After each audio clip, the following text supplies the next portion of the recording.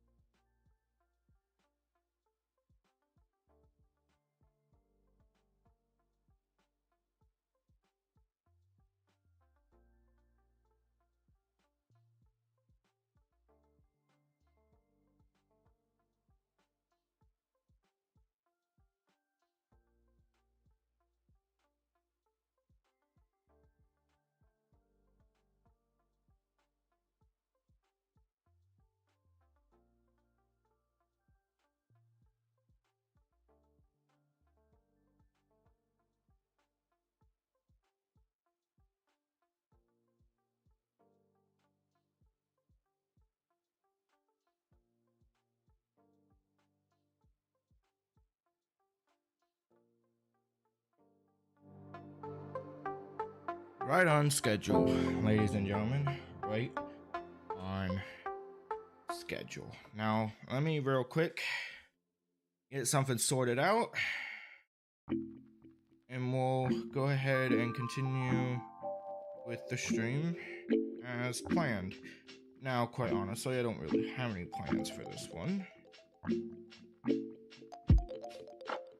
Well, I have a list I could go by, so that's kind of a lie.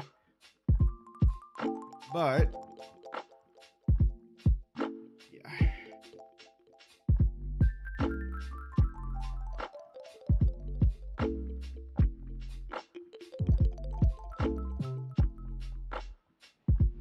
Okay. All right. So open this. Let's see. All right. Let me color this blue. Now I know this is the one I'm working with right now.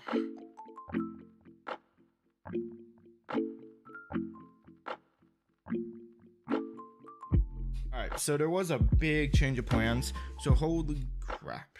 Let me switch it to chat. Just quick.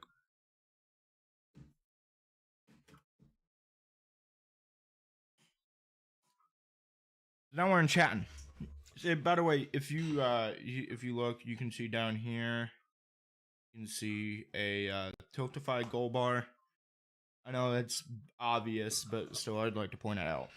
So this is for a Tiltify campaign called Thankmas that Jacksepticeye has launched. So we're doing a second stream of the month. The plan is to do 2 more after this. So hopefully we can get some donations going in. Hopefully we can contribute. And in the meantime, we're just going to be having some fun. So I'll be back. Let me check on something.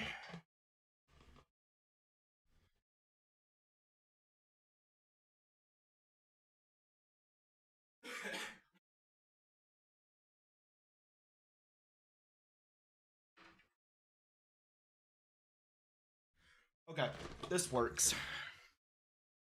So I have another phone here for the sake of it. Actually, let me mess with the color correction stuff right quick. Getting on my nerves a little bit. If I go to... Okay. Man, I love studio mode. If I go to video...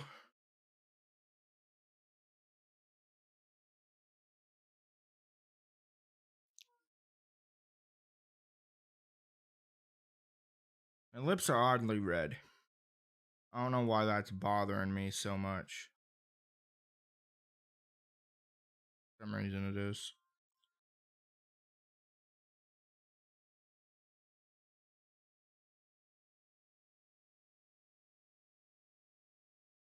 Right now...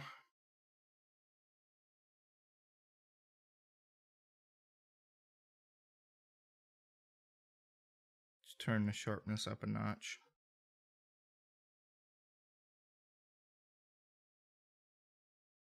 Yeah, whatever. Alright.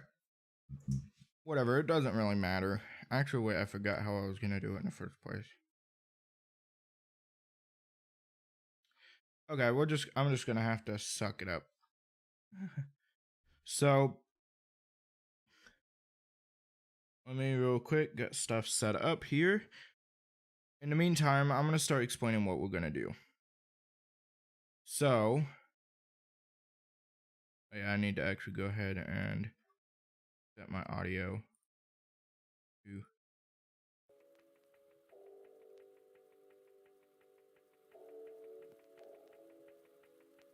this.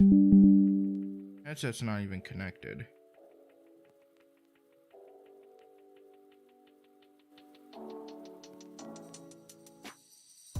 We still got music playing.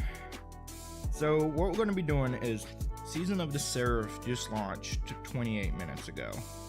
So I want to get into that as soon as possible because I've been waiting on it for the past week.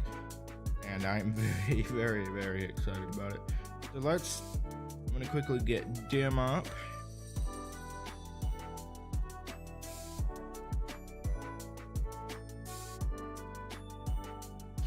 have that up. So now dim should be launching. Actually reload the darn page. Feel the web page isn't working at all right now.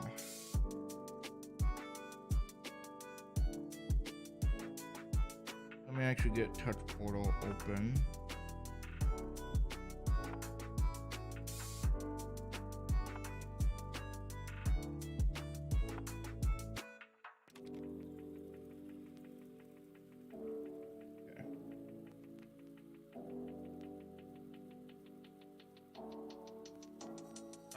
Got touch portal open on my older phone. So I have an old phone for touch portal and stuff, but I also have it on my new phone in case I need to set up an emergency sort of thing, like just a second ago. So I don't know what's going on here. Actually go ahead and do it like this. Loading. There we go, we're open just fine there. Okay. Let's go ahead and start by actually launching the game. I just turned down the music volume massively. I'm gonna keep an eye on the volume meter for desktop just in case. So, could be a little bit closer. Alright, so how is this? So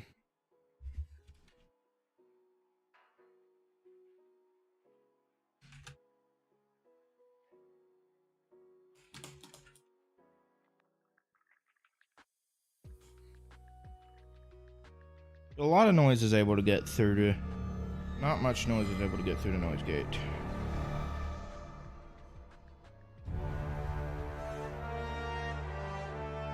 Turn down the volume just a little bit. My mic volume up, and the desktop down just a little more. Alright, I think I got it at a nice volume. So now we got that going for us. That's nice. That is nice. Okay. I'm a stickler for messing with volume bars, but whatever. Alright, now I'm gonna go ahead and actually open a chat page on my new phone and have that open. Alright, I got chat up now as well. Actually, let me turn up the brightness on here just so I can actually see it. There we go. Where to set it? Where to set it? I'll set it in dead middle. Okay, well, I can't really do that. Problem being, I can't entirely open up live chat if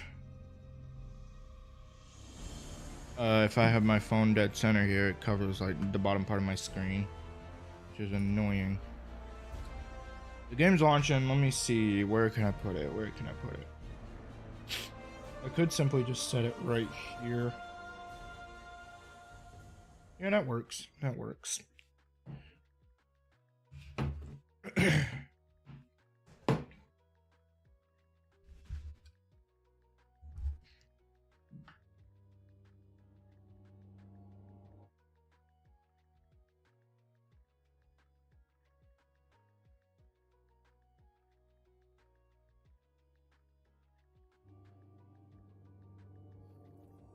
Make sure my mic's good. It is.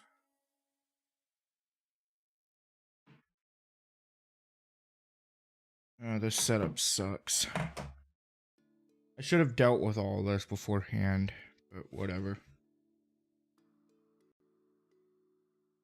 We'll go ahead and turn off the music. Now we have no more music. Now let's go ahead and launch the game. By the way, let me know if it gets too loud. I keep forgetting the camera's over here. Let me know if it gets too loud, so then I'll turn it down and whatnot. So I'll go ahead and switch it to Game cam. Alright. So now we have bonus Crucible rank. Great. And I hate Crucible. I hate Gambit more, but I hate Crucible. So obviously we got new Seraph stuff, as you can tell by this little icon here. Now we got Legend Heist Battlegrounds. For 6 players? Why?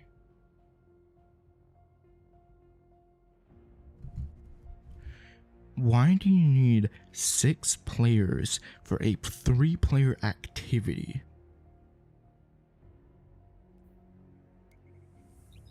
I don't understand.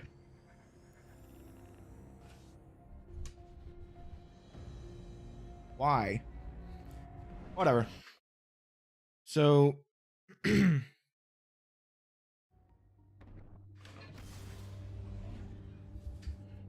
got this up and everything. Actually, let me try something here. La la la la la la la la.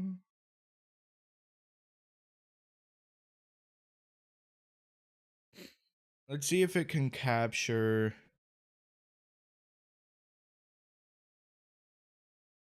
Destiny itself. Specific window.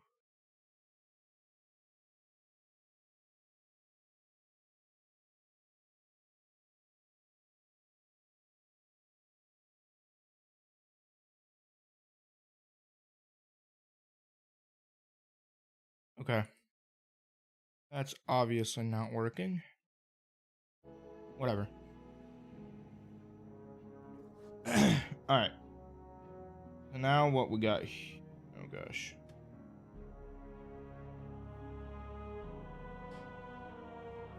Alright, so now we're here in the helm. Now what we're gonna go ahead and do is, let me check my postmaster right quick. We got this, I don't need that. I'll take the umbrella. Got that stuff. Come down here and talk to the jerk that is Clovis Spray. He's an absolute jerk. Oh gosh, I hate him. Guardian, you'll be pleased to hear that Elizabeth has finally come around to our way of thinking, as I knew she would. She will assist your infiltration of the orbital station, a feat made possible now that I have decrypted the codes for the launch pods. Unfortunately, despite the reintegration of both the Malahayati and Charlemagne submines, Rasputin remains incapable of self-restoration. There is simply too much missing code for its internal algorithm to fill in the rest on its own. We require more data. Infiltrate the vaults and retrieve it. The more data you obtain, the faster Rasputin's protocols can facilitate its reconstruction. Do not tarry. You can be assured that our enemies won't. Alright, let me grab plenty of bounties here, as that is the smart thing to do. Now, eventually we're going to come over to this, the deep sight Seraph stuff. The tripwire canary bow has actually caught my attention. It's a cool looking bow. In general, the Seraph weapons themselves look cool in my opinion. I love them. I mean, the glaive looks cool. Alright, it seems like we're getting some lag in here.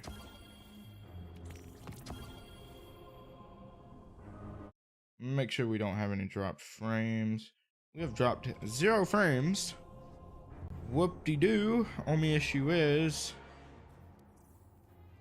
we're running into issues here. What we're gonna have to do is first I'm gonna turn down that. I'll turn stuff down to high instead of highest.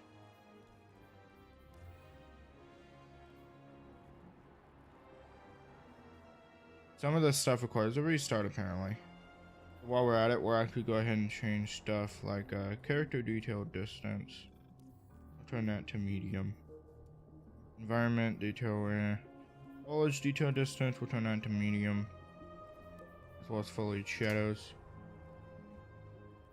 Nope. Medium. Alright. Go ahead and restart the game now, just to make sure that we really need the extra frame rate. Someone is watching. I can tell, unless that's my phone. That might just be my phone. Alright. Let me check this real quick. I'm gonna clear the feed.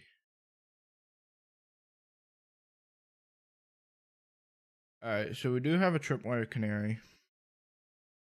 How about the origin traits? Got ambush and we got vice stinger.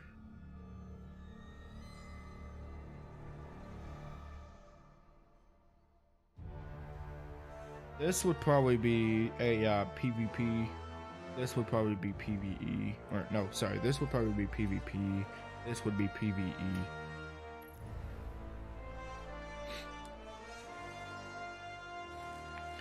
The reason I'm excited about this update is mostly due to the fact that we're getting a new craftable exotic this week.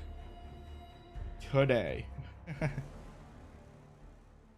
So, I'm curious as to what it is. Now, I've mostly tried to avoid spoilers from the gun, because I know people have gotten information on it from data mining and whatnot. For the most part, tried to avoid it.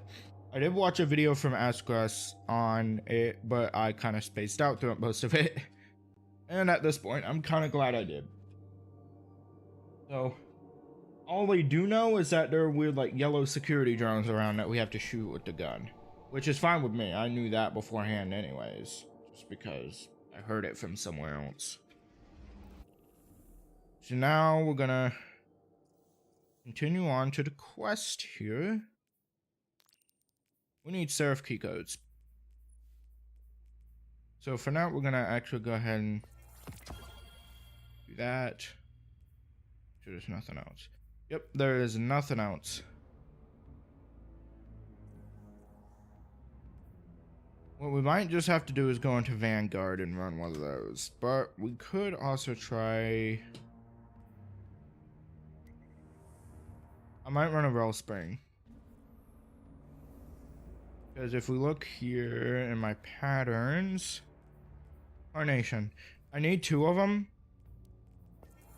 in order to unlock crafting for it. And it's part of the exotic glade quest. I probably will get... Probably will get the key codes I need from this. I will go ahead and run the Wellspring.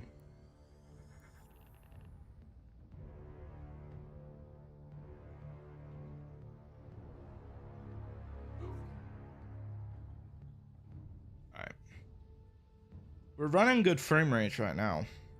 Smooth as butter. In game though, that could... I just accidentally canceled the dang thing.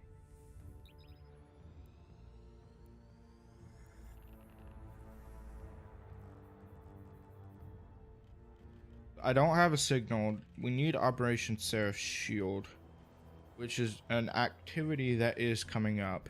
We were told about it in some of the stuff, in the seasonal summary and whatnot.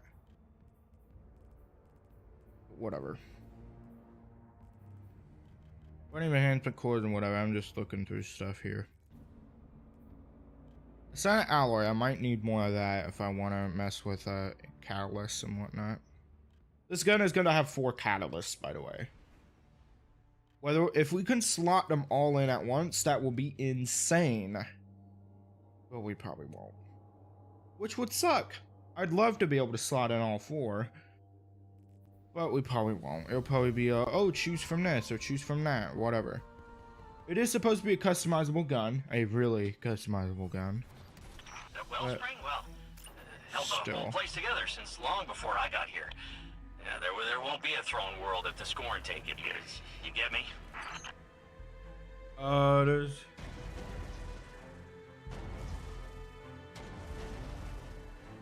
something on the wall. Hold on.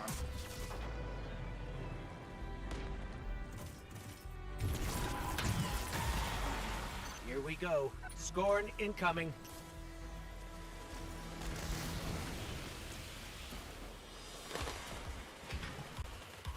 Alright.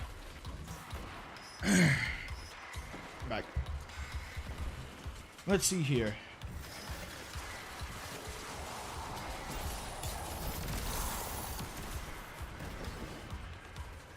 How much am I have to turn my settings down? I mean, come on.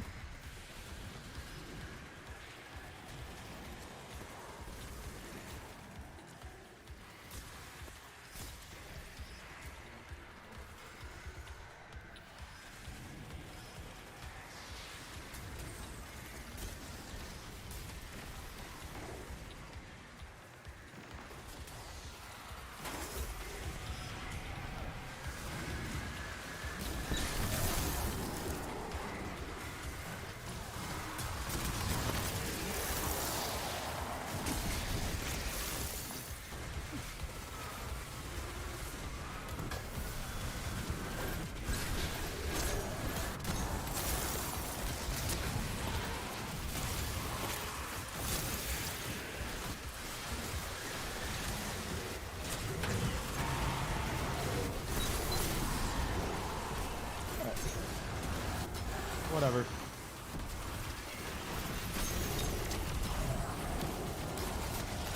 Restart is gonna have to be necessary for some of this stuff. I wish it wasn't, but I guess we're looking at another restart after this.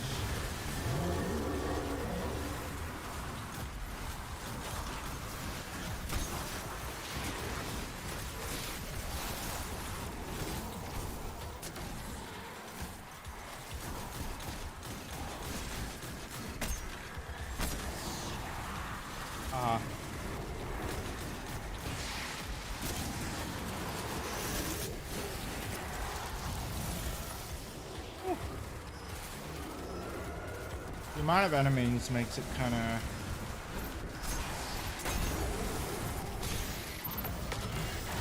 Can't help but feel like it's the CPU that's taking a hit. Scorn aren't even close to being done with us. Let's get the jump on them.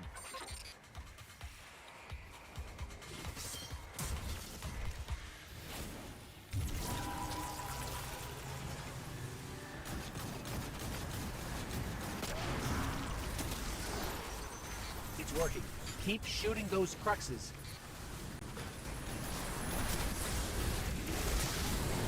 Ooh. Alright, let's shoot the cruxes then. Boo-boo.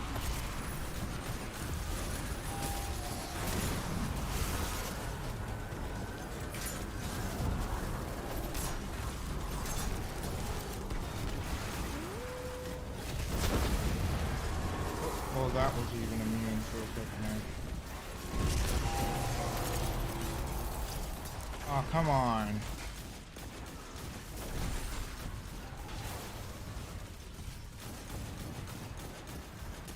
Alright, kill him. Ah, cut.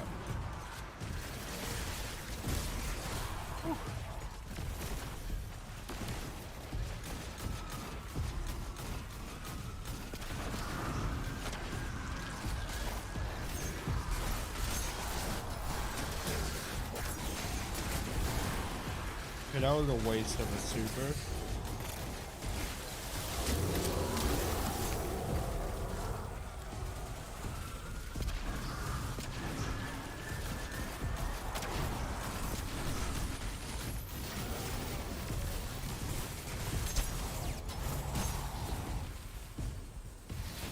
Why is it every time I try to use my abilities, someone manages to kill him before I do? Can you let me use... We've really ticked off the Scorn this time. They're sending That's their freaking best. stupid! You know what, I'm just gonna stand back. Just gonna stand back. There's no point in doing anything because everybody else is doing it.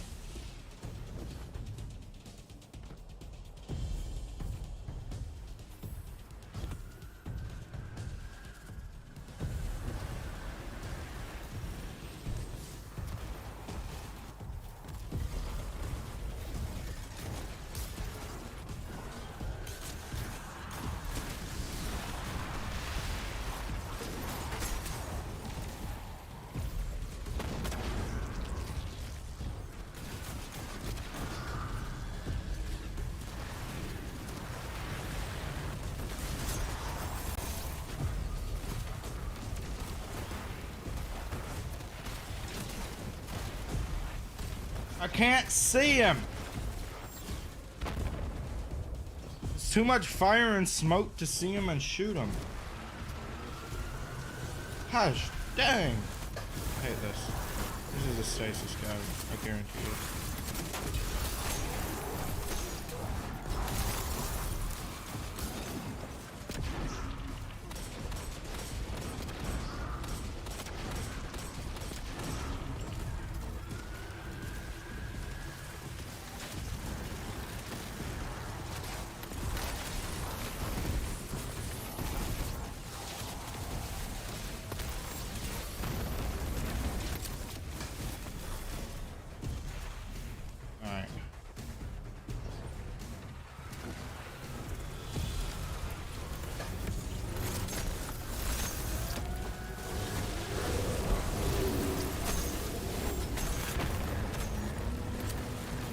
Stasis is starting to aggravate me.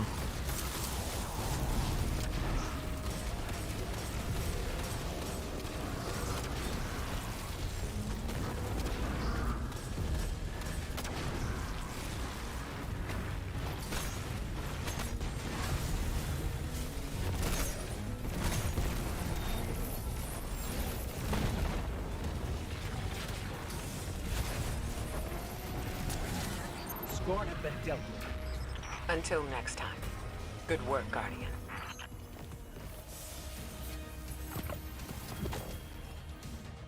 I didn't even get a tarnation. That is stupid. Whatever. The thing is, the wellspring weapons are too aggravating. I mean, I only need 2 patterns, but you're not guaranteed. I mean, it's only an uncommon drop chance normally. But then you have to worry about deep sight. And when you worry about deep sight, your chances go exponentially lower because deep sight sucks. I think the system kind of sucks. Because it's a cool idea. Like whole crafting and everything. I think crafting is an excellent idea. I think deep sight is a terrible idea. Allow me to explain. Being able to craft your own weapons, to customize what perks they have, and even even be able to customize how they look, shaders, or even mementos. You're customizing every part of the gun. You're customizing, like for example, the Austringer. You're customizing, well, if it'll come up. You're deciding what barrel you have. You're deciding what kind of magazine you have. You're deciding what 2 traits you have. And then you have the origin trait of the weapon. Right? The origin trait is just by default what the weapon is normally on a random drop chance. So regardless of what I do in the crafting, it's always going to have 2 excess as the origin trait. But still, you're deciding all 4 of these things, and there's a lot of choices for each of them. And crafting, which makes crafting a really good idea. Crafting itself was executed well. What was not executed well is deep sight. The concept of deep sight weapons. Because with deep sight weapons, you're depending on extremely unforgiving drop chances in order to get a deep sight weapon that you want. It's working against you. It's just not a fair system. As it, like I said, it works against you. It's not working for you, it's going against you. Right? The drop chances are not in your favor in the least.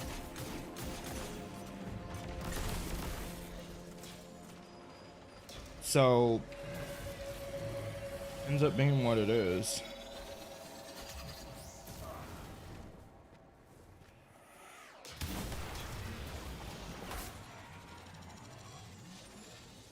Going for this guy. And run.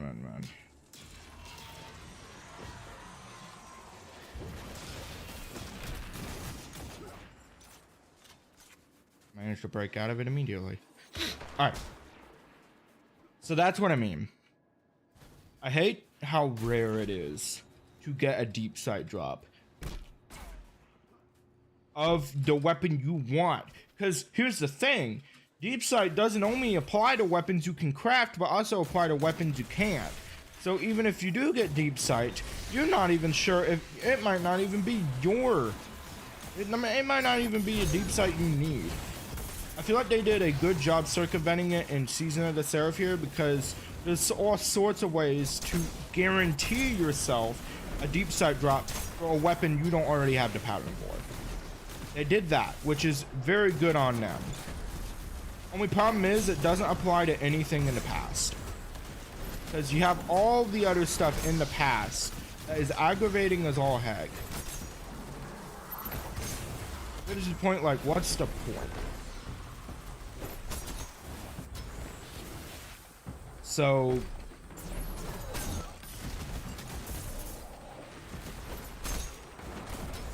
however, I'm looking forward to Lightfall. As far as I know, they're getting rid of deep sight on weapons on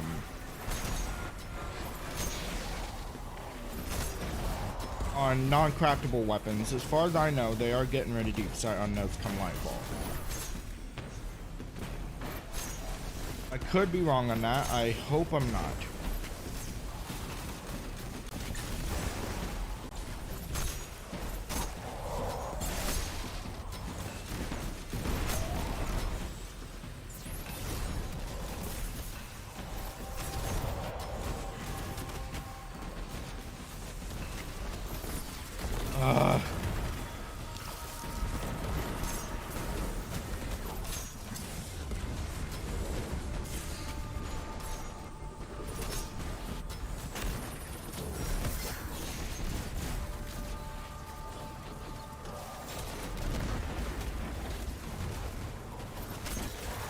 We'll just throw a couple knives at him and he's dead.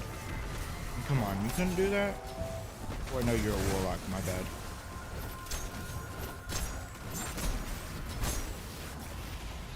So, by the way, I am watching chat here. I'm hoping it's up to date and everything. Nice. Here's another issue. Champions. I feel like complaining today. I don't know if you can tell. Doors opening now. Is champions are a very, very frustrating part of the game. Bungie wants it to promote creativity and diversity in a build. They want to encourage players to build craft. I think it accomplishes none of those objectives. I think the only objective it accomplishes is annoying the player base, because that's all it's really done. Nobody really likes champions. Nobody finds them a cool addition to the game, and they're not. It's, people call it artificial difficulty, and I kind of agree. It's not making the game more difficult, it's making the game more annoying, because when you have the mods necessary, they're very easy to kill. You may be like, well then why is that why is it so aggravating then? Well, it was in the sentence, because you need the mod necessary in order to even kill them. Now you can try to out DPS them like we did just a second ago. We DPS'd the heck out of a barrier knight. If we didn't manage to do that, he would have popped up a barrier and he would have healed the majority of his health, and then we'd be back to square one and our abilities would have been drained. So it only ends up being an aggravating part of the game, and it's not really creative. They need a way to make the game difficult without making it annoying, because there is a fine line. Of course, the line is a fine line. It's a thin line. It's hard to balance it. I get it, but the balance is there. Champions don't solve the problem. These guys got some upgrades going on. Zivoroth's battle song emboldens her soldiers. End it.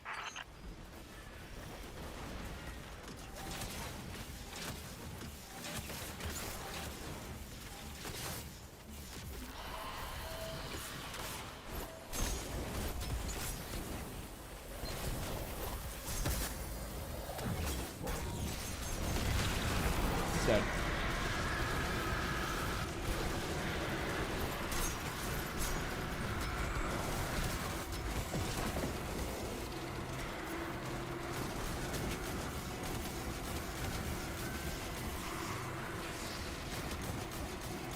So,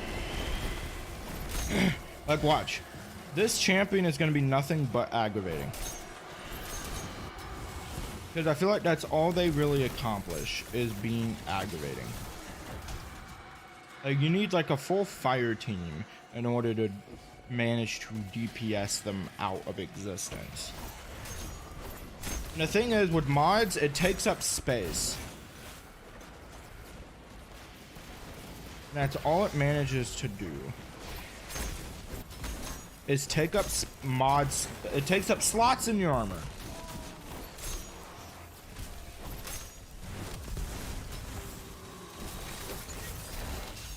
And it is very, very aggravating.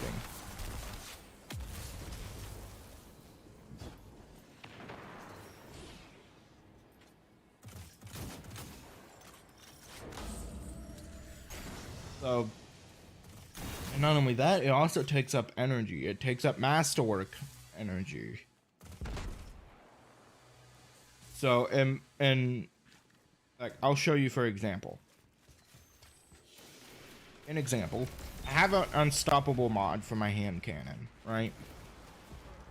Creation demolition sequence, excision charge prime. Now look at all this other stuff. There's reloader mods, there's a fastball mod for grenade, all sorts of there's dexterity mods.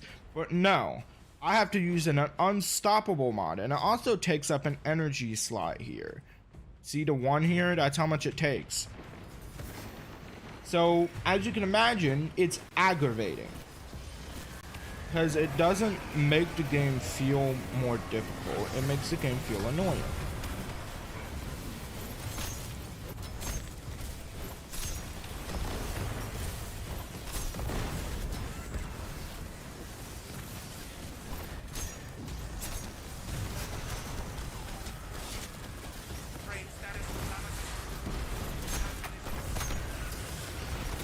Oh man, I was a split second away from getting that grenade on the ground.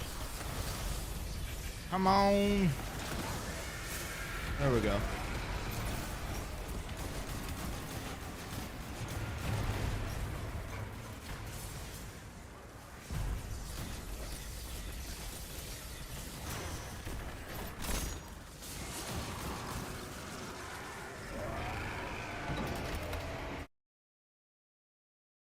I'm trying to check. Oh. Submine vault's locked down tight, but the maintenance shafts are just big enough to fit you and all that armor. Happy crawling. I never knew there was a submind housed in Europa. Neither did the Vanguard's archives. Which submind is this? I had the same question. Turns out it's not really a submind, not in the traditional sense. It's more like a foundational AI framework they all use.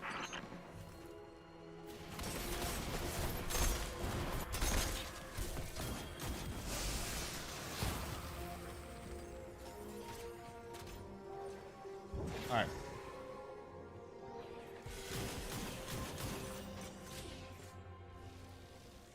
I got my sights on this door.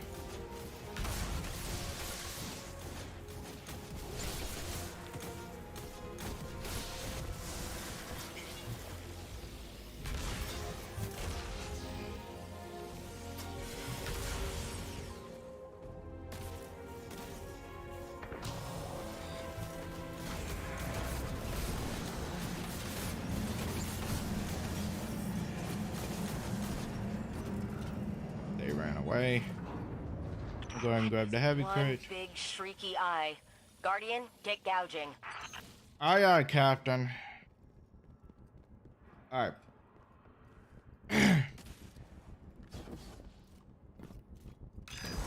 Now that I'm done complaining.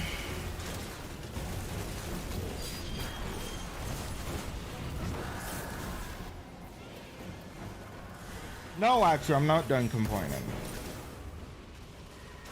Oh man, he used Well of Radiance to save me. Thanks, man.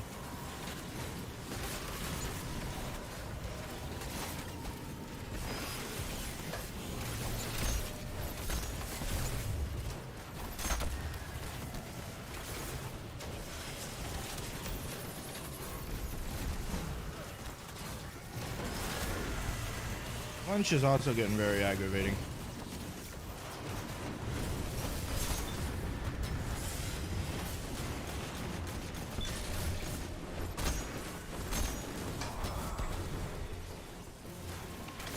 Grab the arc.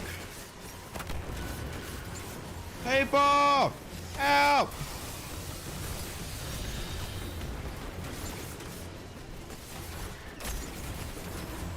Dang it!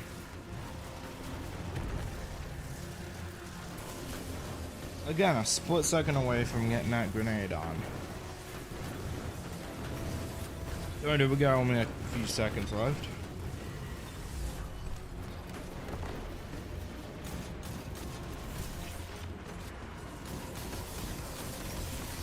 Freaking wizards!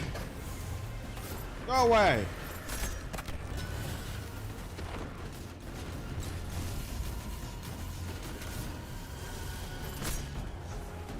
I feel like Bungie... that might be an unfair criticism.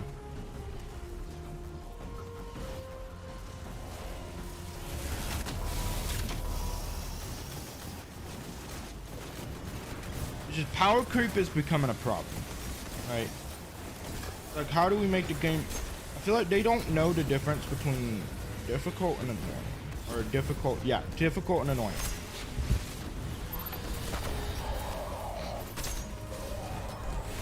Which is how it feels. It feels like they just really don't know.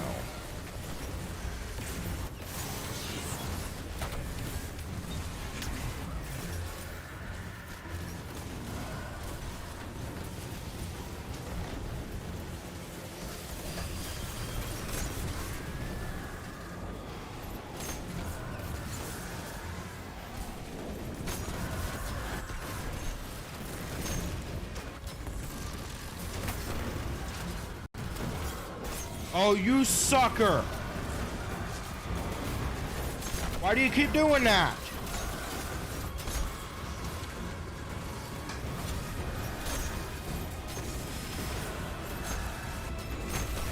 That happens so often. I launch my super and he teleports right there. I should have expected him to teleport any second then.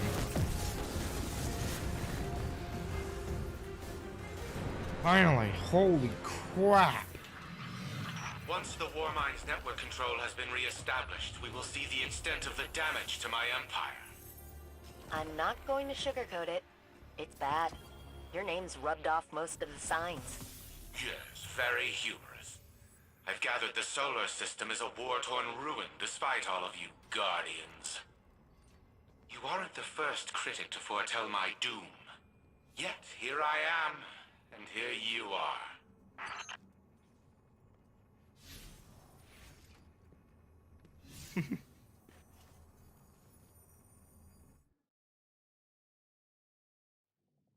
I'm thinking one or two things is gonna happen.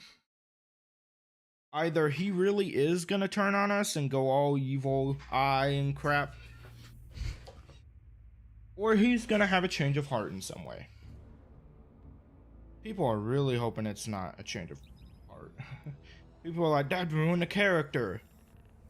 I beg to differ. Thank you very much. I think it'd be a cool change to the character. I think it'd be a welcome change to the character. But to each their own. Anyways, I got a couple of rifles here.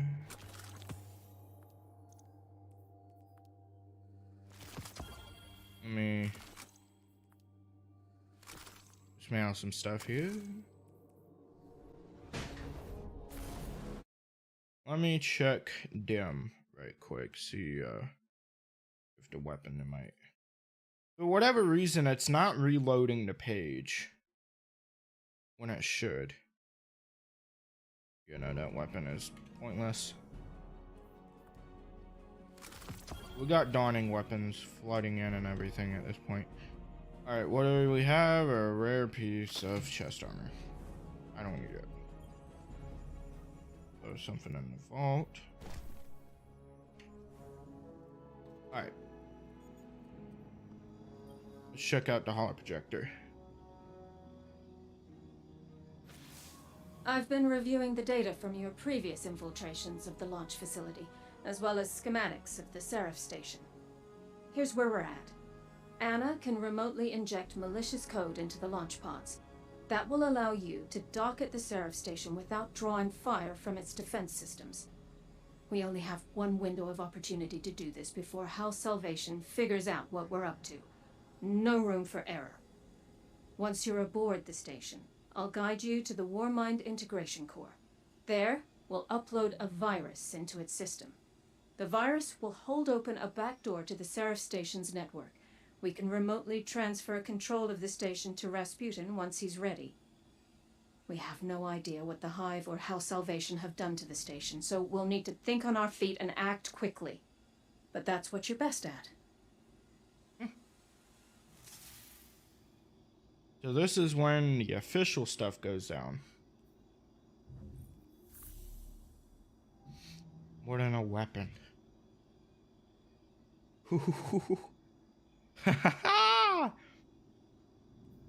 Hidden shape. Anna crosses her arms and seems thoughtful. I've been looking over the records we have of Seraph Station. I found several references to something called Revision Zero. I think it's some kind of weapon, but the references to it were highly redacted in the Braytech archives, and the unredacted copies were deleted. But from what I could determine, it looks like a weapon, an old one. Whatever it is, you should make sure you get it while you're up there, otherwise they'll fall into House Salvation's hands.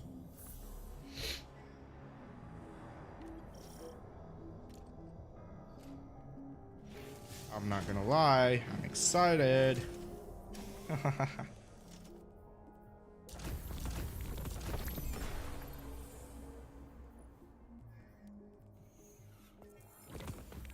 We got an extra frame module. Let's go.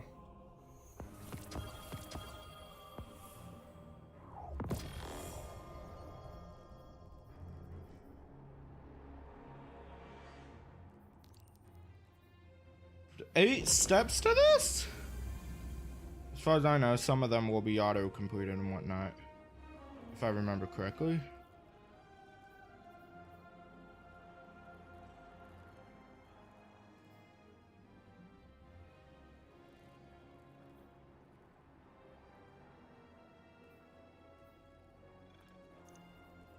Yeah, I think I'll do seraphic weapon focusing.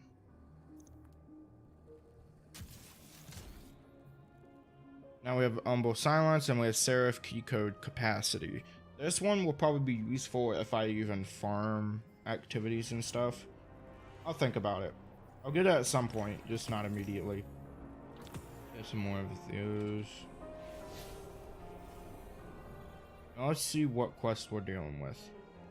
Void, heavy ammo, ogres, and SMG or machine guns.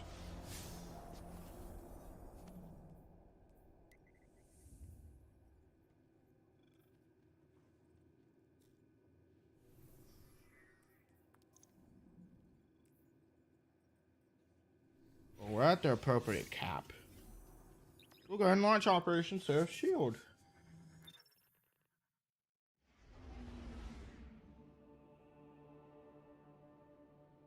Now, hopefully we'll be getting in our launch pods and launching into space.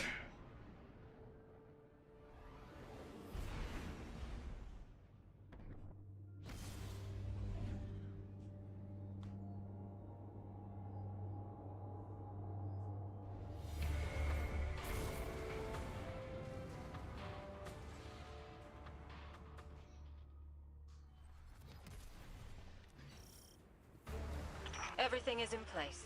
I've routed you as straight a path to the launch platform as I could. I don't believe our enemies are aware of what we're attempting, but you should still prepare for heavy resistance.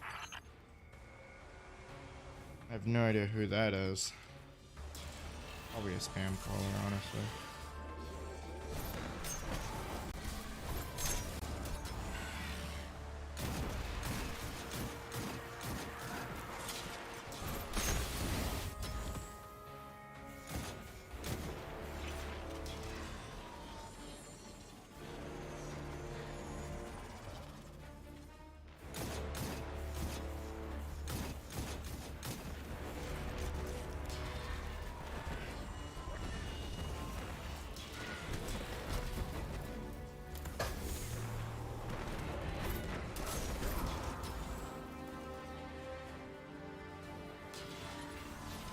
That did the job well enough on its own.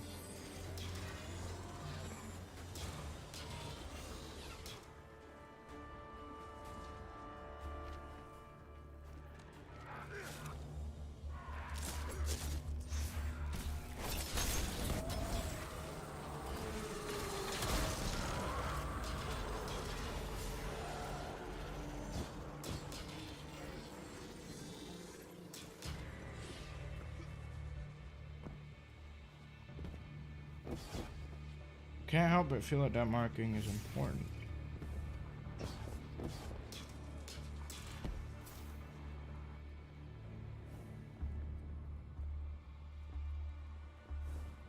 Whatever. Maybe another bug. I don't know.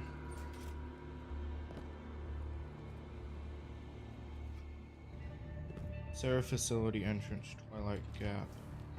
I've gained remote access to the launch facility's subsystems, but someone is already in here. House Salvation splicers are hacking the launch mainframe. You need to find a splicer and liberate the security scanner protocol from them. I won't be able to secure the launch without it. We're searching the facility. This is cool. I like this. Now it's not telling me exactly where to go. It's just implied and everything. It's just sort of it's like environment guided. This is what we need. It gives more of a sense of adventure if you don't have a node telling you, oh, come here, over here, over here. It actually feels like I'm exploring to find this guy. He looks like the launch pad.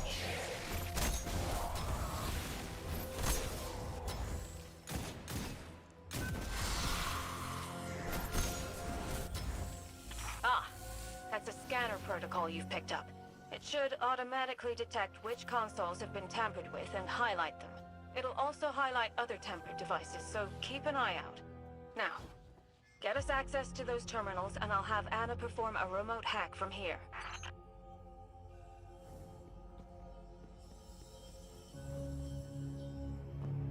Am I going back?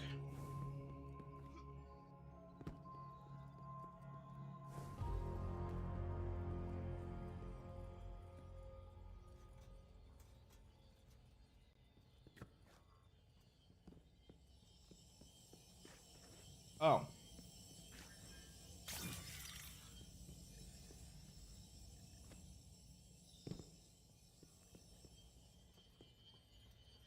Okay, I get it.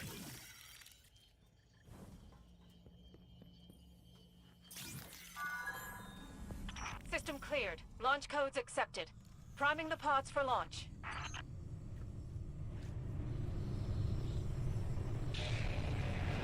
Guardian, it's time. Get in. Oh, this is so cool.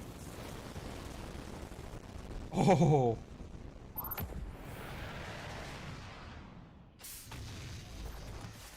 I can't believe it. You're actually on Seraph Station. Feed looks good. Receiving you loud and clear. You should be able to decompile your scanner protocol at that terminal by the door to gain access. You're on the far end of the station, so we have a lot of ground to cover. Let's get moving.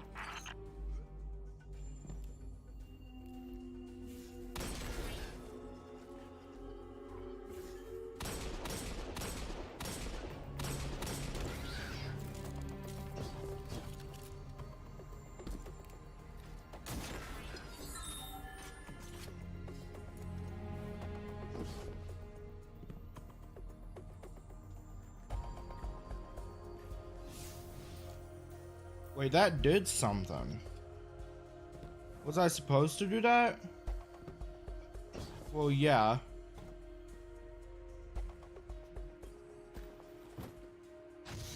I'm gonna go back down and see if there's anything down here.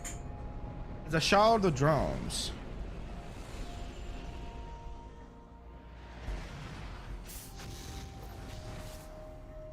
Now, this is when the adventure starts. It said something about Warsat door or something. I'm gonna do a quick search through the whole facility.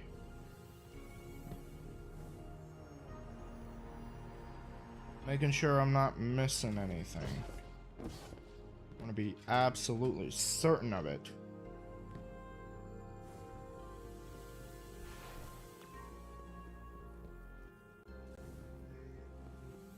I don't have the scanner anymore. Ouch. That's nice. God darn it. This is sick though. So I opened some sort of door.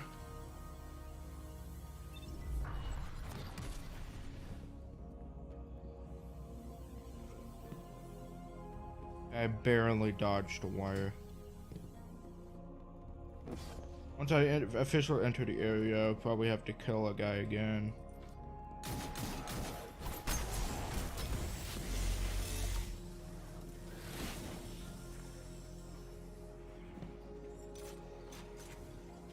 So it's up there in the facility somewhere.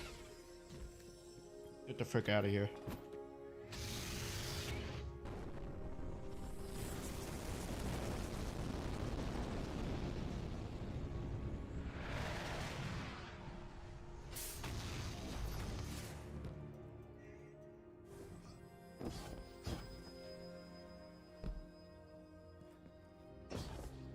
I can't help but feel like I found a secret. But I don't know where. It might be further in. I'm betting it's further in. Scanner protocol is offline. Keep an eye out for splicers who have new scanner protocol codes.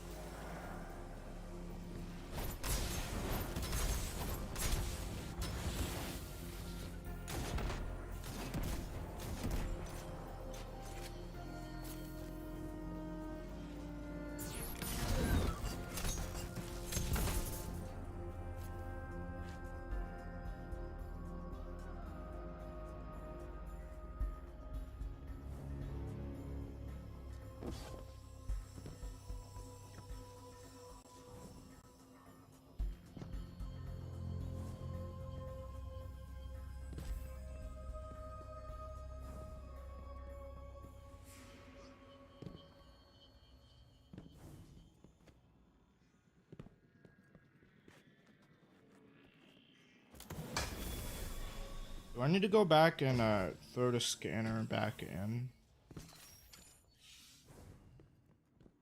I do, don't I?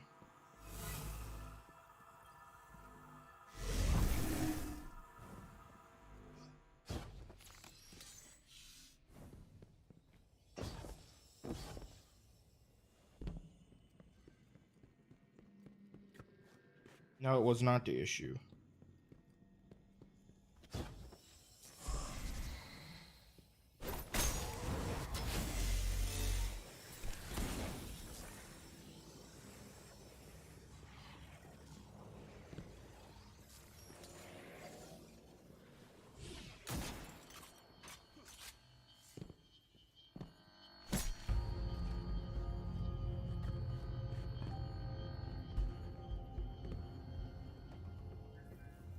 Oh.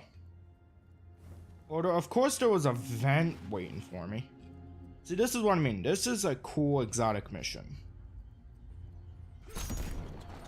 Because it feels like you're adventuring. Because you are.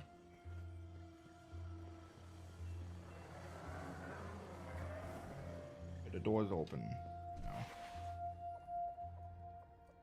But this is what I mean. This is the cool stuff, right? But just in case, I'm gonna keep an eye out for more little drone dudes. I can hack open door.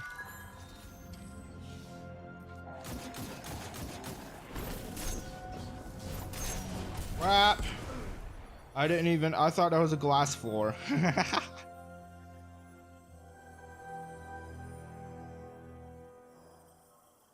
And for me, I'm really curious as to what the Warsat door is. If I have to, I'll go back through and try to find it. I am very much curious.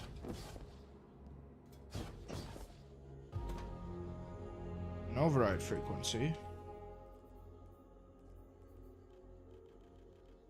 I might not be able to use it until I complete this once over.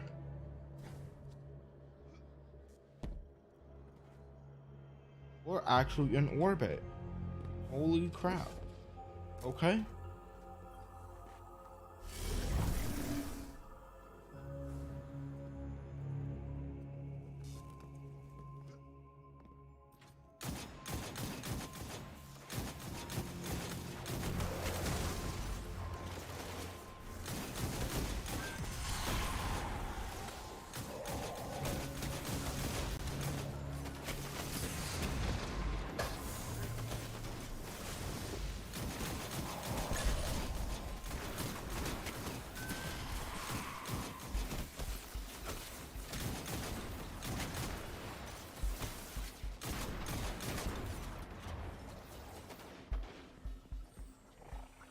Security clearance upgrade required.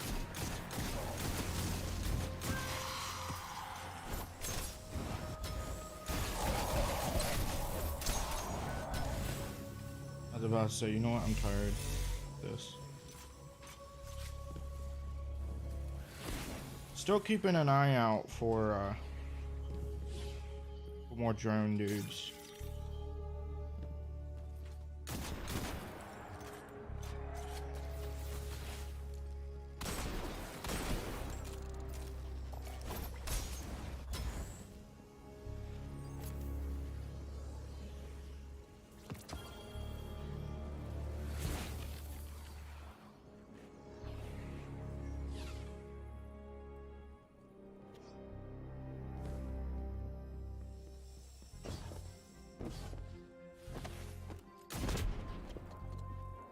Well, I should have known.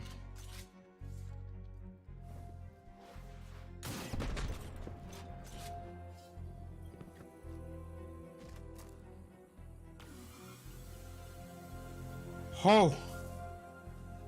Oh! That was way too close. Okay.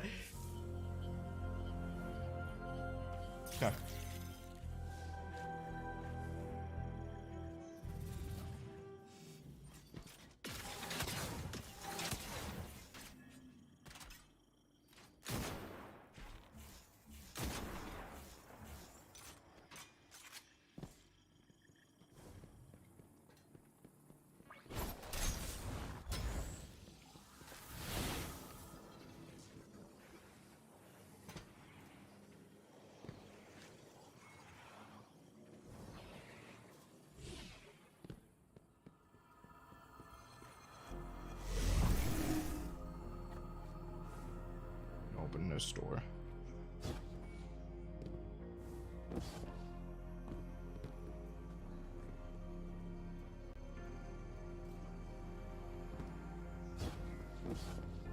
Oh, there's a surf terminal.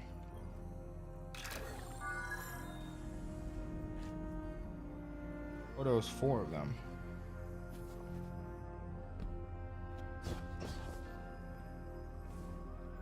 Reach the decontamination chamber?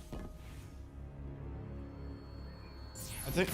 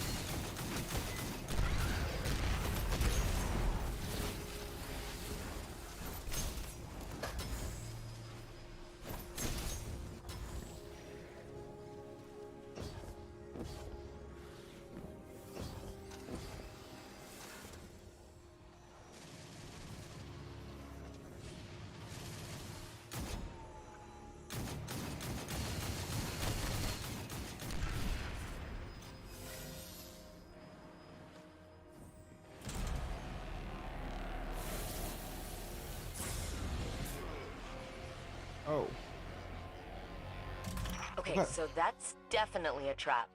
But the splicers must be able to get through there. Maybe the scanner protocol can reveal something.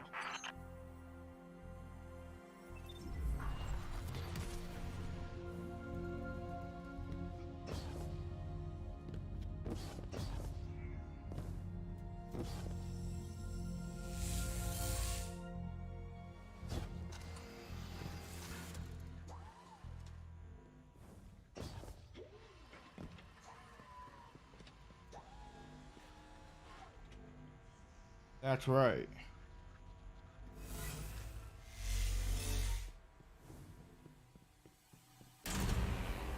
Crap.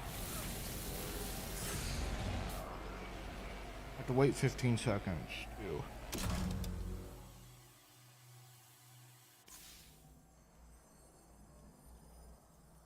I hate these kind of puzzles. It requires memory that I don't feel like using. I can use it and I will use it, but I don't want to. It takes time to remember it. On your straight left. There. Times it.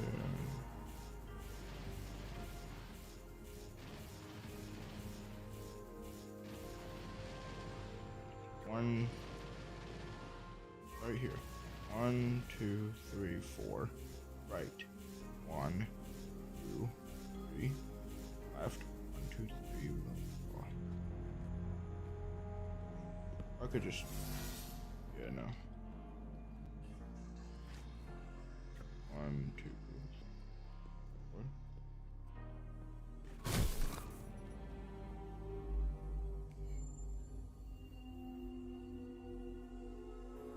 And this is why I hate these puzzles. These puzzles end up being a puzzle of trial and error. I can see it, only problem is it's hard to remember. Very hard to remember. Right? So it's annoying more than anything. Get to that terminal. Yep, getting out there now. Basically across from the terminal after going like one over.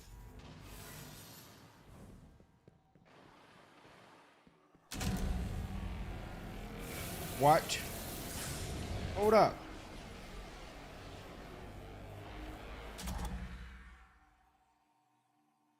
Sorry? Did I trigger something and not know it?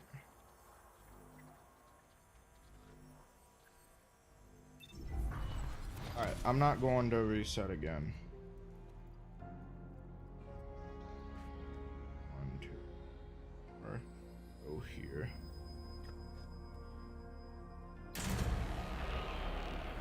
Note to self, don't go here.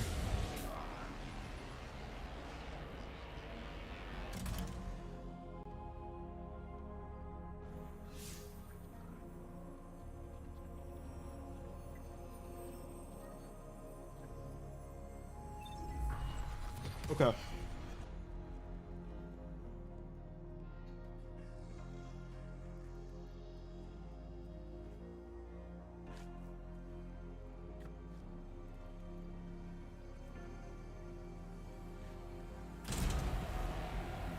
Sorry!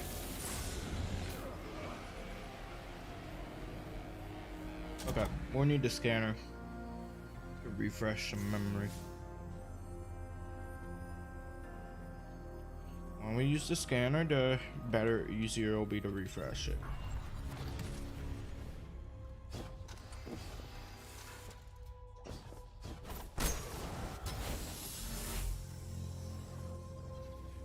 Oh, and I see another problem. Right, mid, left. Right, mid, left on the terminals.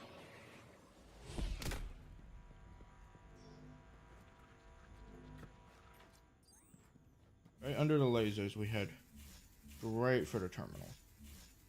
Get to that terminal, it's basically a complete elbow to that next one.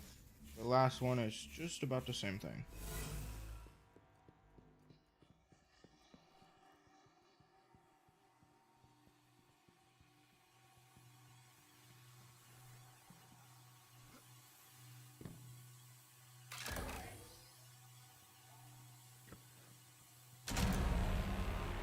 What are you talking about?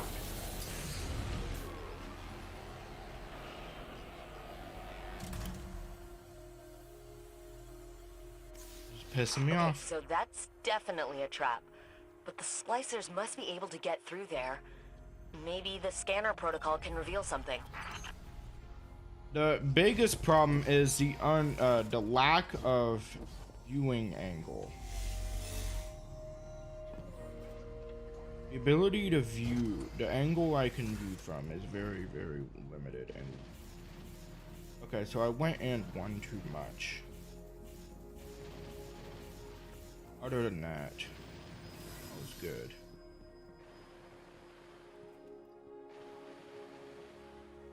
Under here. Right here.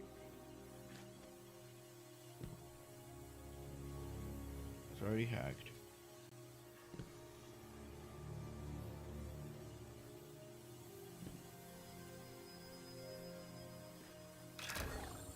Good.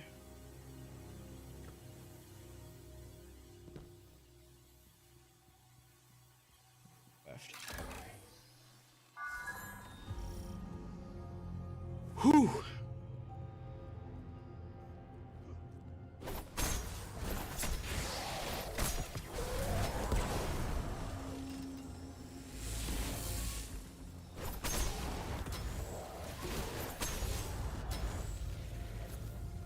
The operator augment. The operator augment reveals the active control panel, which can be shot to reveal the next activated control panel.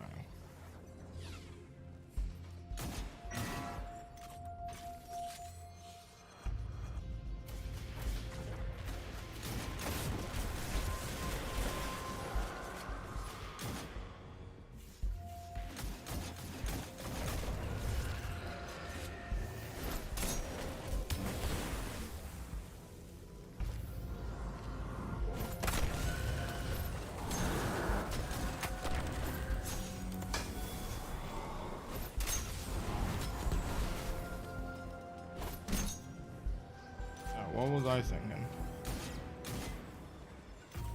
That vent is open.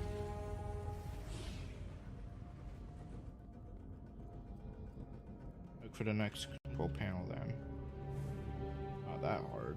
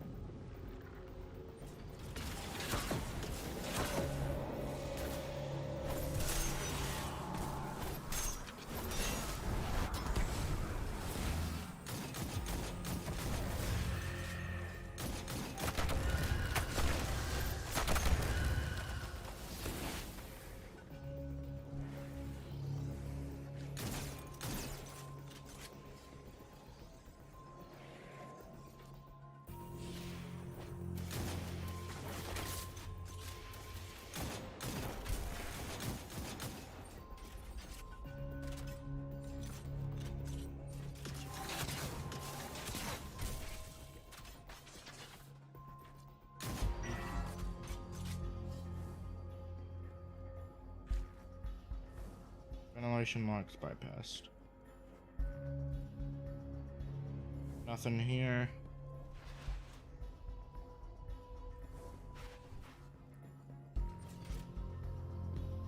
Alright, so we just go back, right? And we go check the ventilation system. Yep, over here.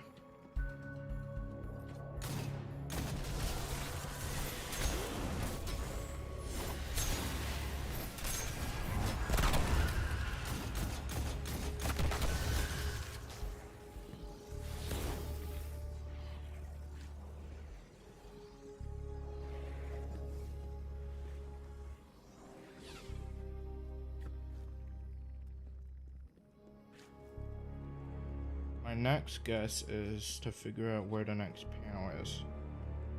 A shot from a vent. Nope. Objective complete. Local server manipulation. Oh. What's cryogenic control room key? Well, I just killed myself. That wasn't a misadventure, that was a freaking thralls. Cursed thralls.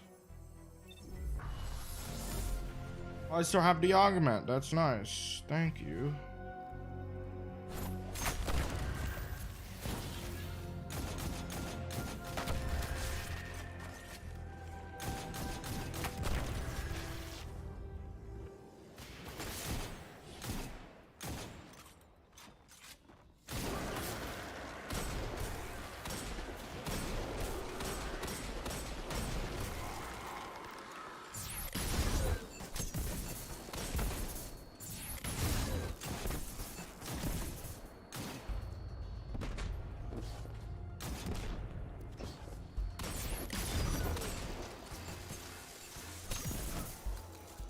Barely.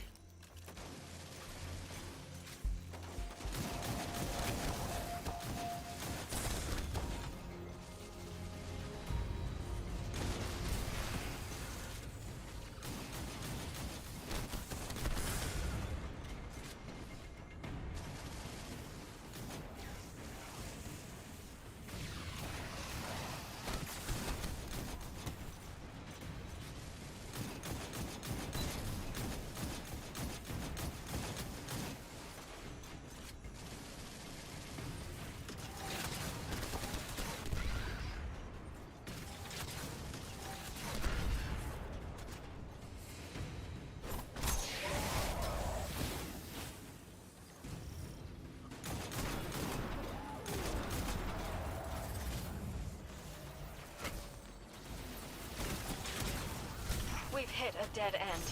I can't bypass security, but I think I have an idea. Play along. You need to surrender to House Salvation. One of Aramis's captains has put an order to bring you in alive so that he can present you to her as a trophy. Make some noise to draw their attention. It'll help sell the bluff. She's here? Of course. That must be how Xivu Arath plans on co-opting the Warsat network. The Hive can't do it on their own, so the Witness sends Aramis and her splicers in to assist.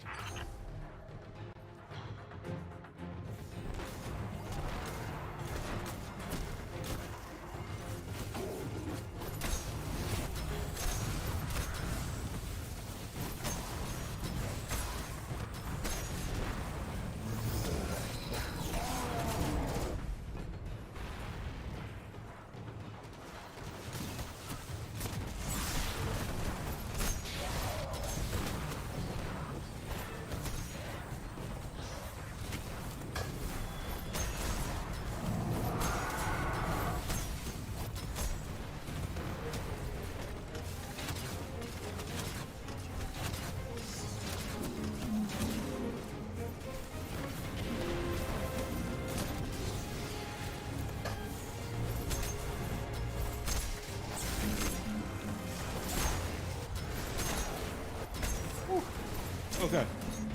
We're getting kind of...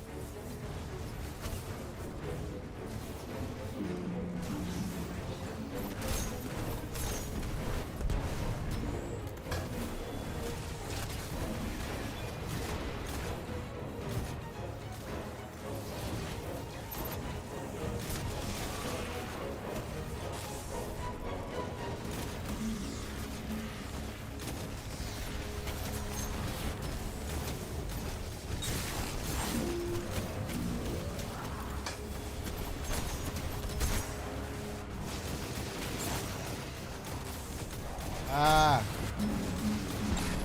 Shut up, phone. I'm like, oh, you need to take the shut up, YouTube. YouTube app is telling me to take a break. Just have it up for chat, YouTube. Alright.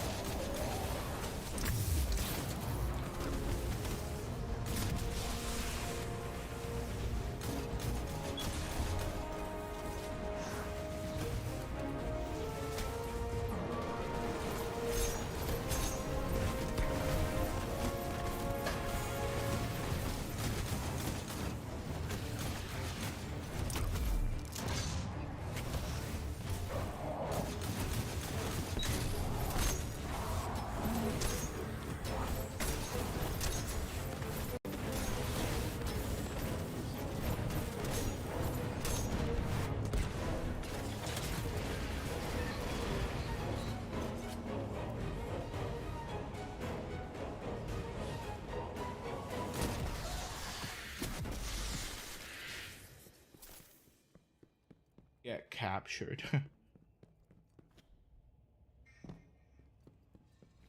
Are we about to have a cutscene here? How is this gonna work? You gonna have the stuff loaded?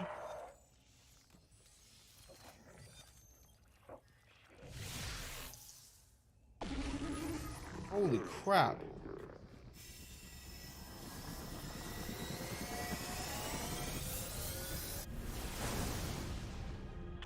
I cannot believe they fell for that.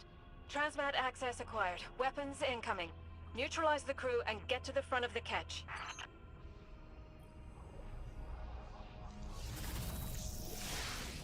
Thanks.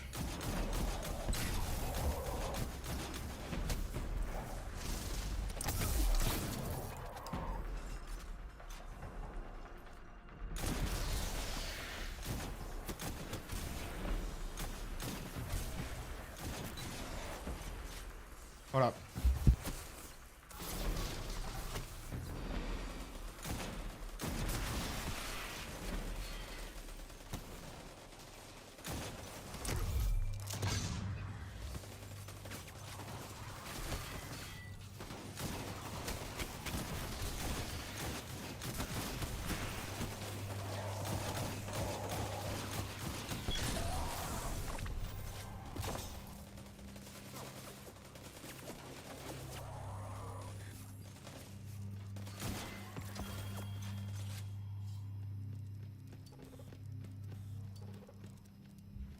Alright, I'm back. Whew. Okay, let's see here. I gained ship access already?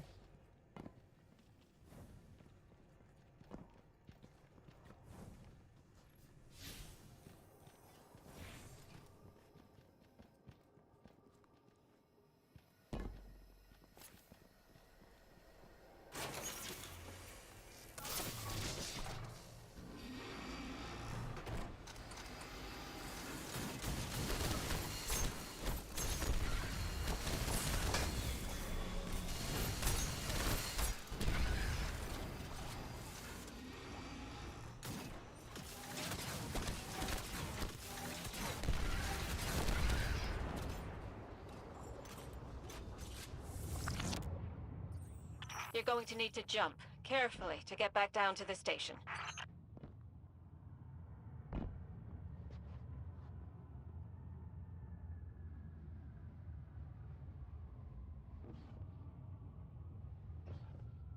And everything got quieter.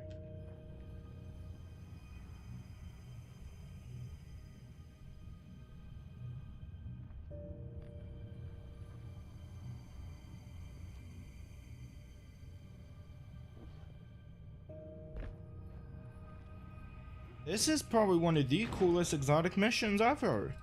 This is awesome. Nice shot, Bungie.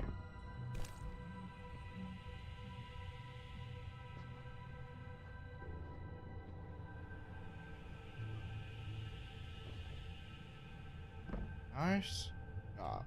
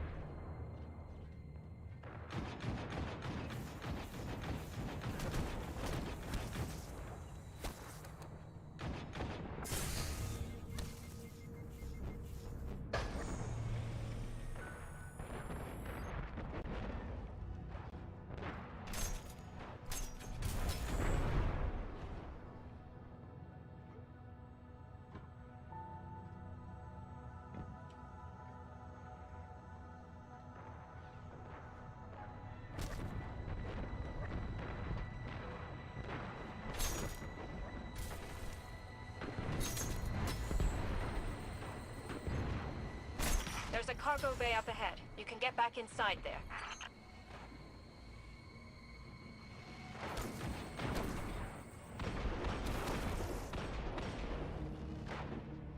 Because I can't hit my shot. Crap.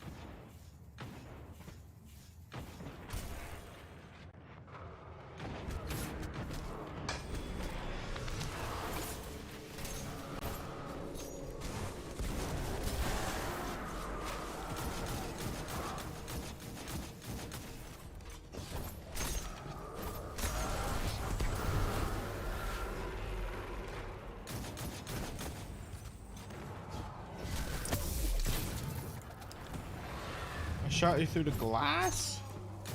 What?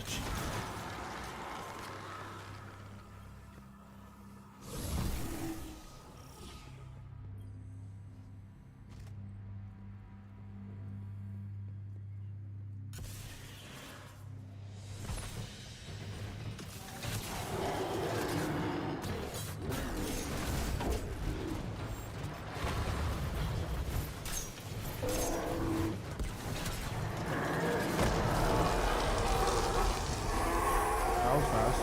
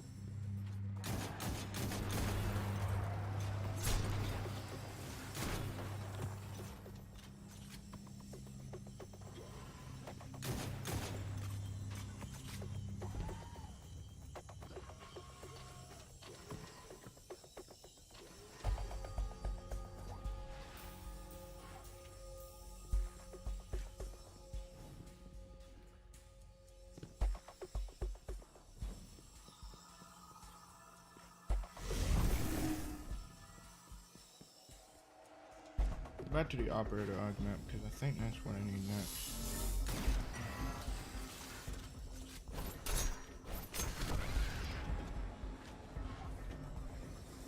What we got?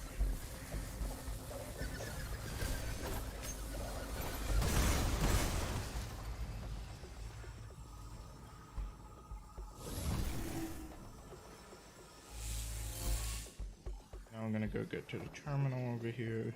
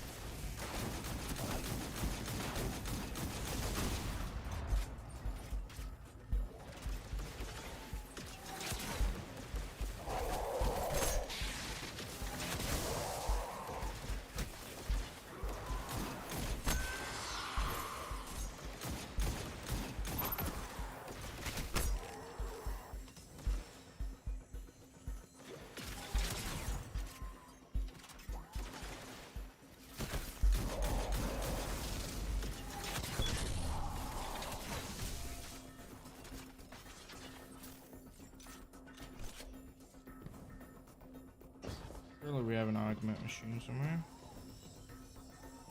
I have to. Yep, right here.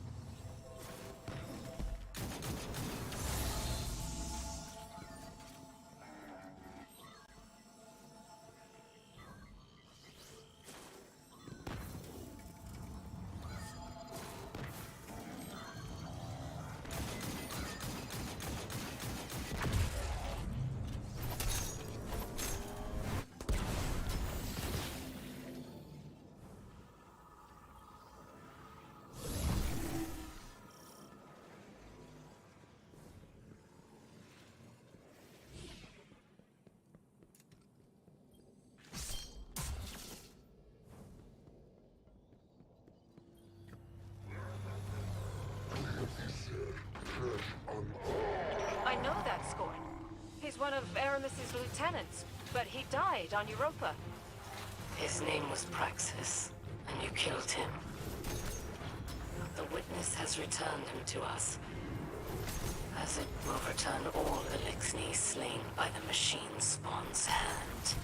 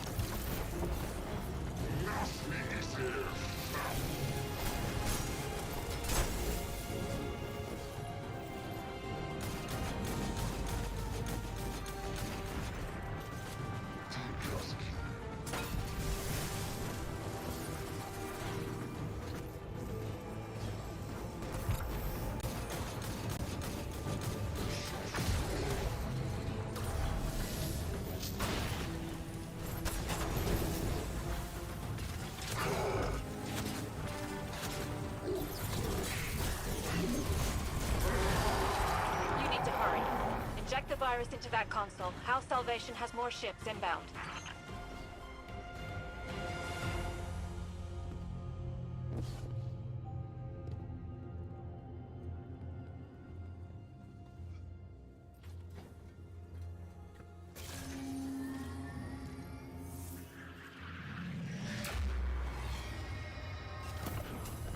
Virus uploading. We're done here. For now. I've initiated a station-wide security reboot. It should disable orbital defenses and clear an exit. About a half dozen House Salvation catches inbound. Get to your ship and get out of there.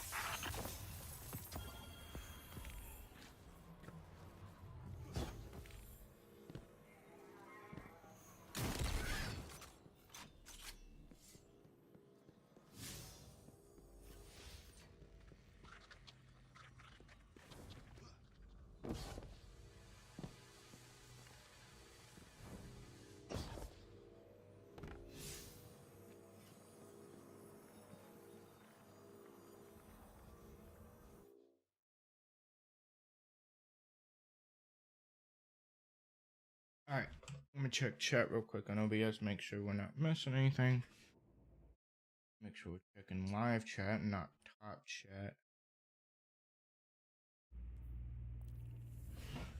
We're clear on chat messages. We'll get back here. I think I'm full on resonant stems.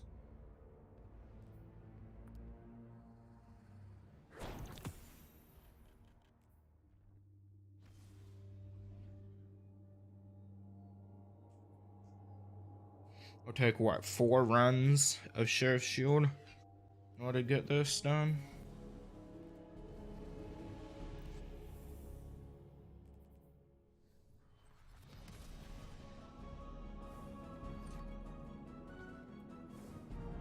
I'm hoping the resonant stems went to here to Postmaster. Nope, they didn't.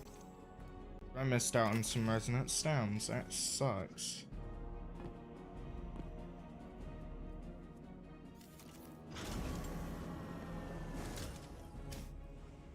Fallen. First those scavengers sully my facilities on Europa, and now they're scurrying aboard the Seraph station. Unacceptable. Who knows what kind of havoc they might wreak. The technology their splicers could damage or destroy. I will see those vermin exterminated and the Warsats returned to our control. But first, we must finish reconstructing Rasputin. At present, it is in no condition to be uploaded to the Warsat network. Continue retrieving submine data for reintegration. In the meantime, I will search for a more expedient way to restore Rasputin. Once again, it falls to me to act as humanity's savior.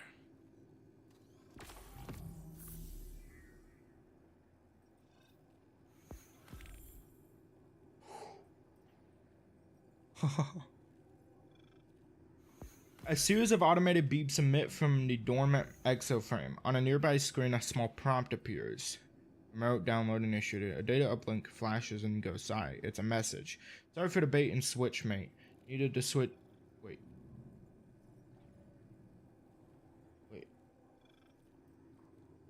Who? Message from who? Oh, sorry for the bait and switch, mate. Needed to secure deliver this data. House Salvation is monitoring my long-range communications. I'm Agent Fen 092 of the Hidden, contacting you regarding your recent discovery aboard Seraph Station. I've reviewed our records, and it would appear that there was a weapon Braytech was developing in conjunction with another contemporary corporation of the time, one of an unusual adaptive design.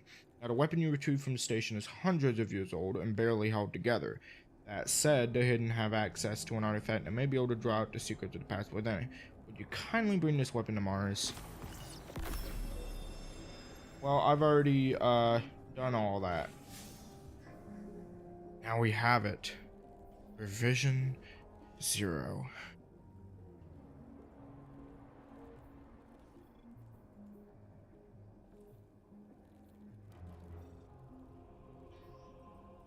Ooh, it's a anti-barrier champion weapon. Okay, so we have Hawkeye light burst fire. Light rate rounds. Fires a less stable burst of 2 high damage, high range rounds.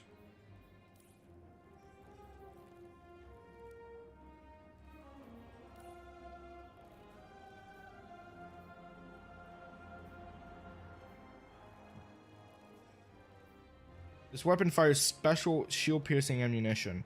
Precision hits grant targeting data. Alternate firing mode, loading high damage rounds based on the amount of targeting data, and it's strong against barrier champions. This is a craftable weapon.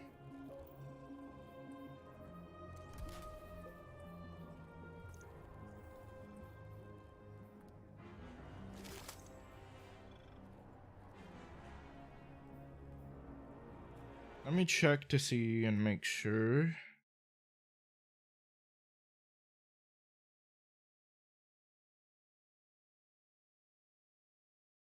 None of these weapons are worth keeping. First of many. Spectrochemical analysis inconclusive. Material is polyphasic. Prediction models fail to return reliable results during exposure to standard stress tiles. Cannot recommend for practical application at this time. Per Alton's request, we've buried Stevenson's analysis in our reports from K1. I've taken the liberty of authorizing the material synthesis and informing our partners at HHI that we have the green light to begin testing. Fabrication is moving slower than previously thought.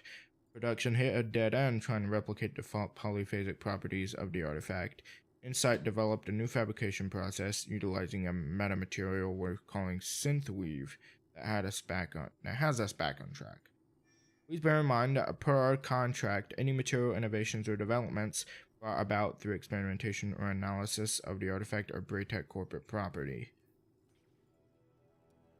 Harry, are you able to open comms to Titan? I've been trying to raise Zhang all day and I'm getting a resolution error. Can't make contact from here either. We're dealing with a few fires on our end. Might be RAS interference. I'll get back to you. I just spoke to Stevenson. Network's outage seems widespread. I don't know what's going on. Have you heard anything? I can't contact the mine life facility on Mars, and the defense systems have come online on a Skyshock protocol. Is Rasputin running a system test? Please advise. Okay.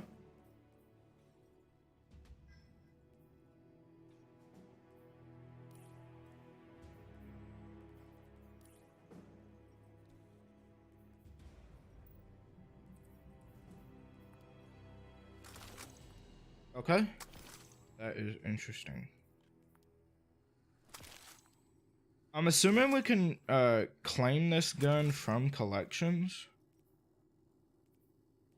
We'll go to exotic. Go to... Yes, we can, but it requires resonant alloy and resonant elements to claim this one. So we can claim it normally, but we are also able to craft it ourselves. Here's what I do.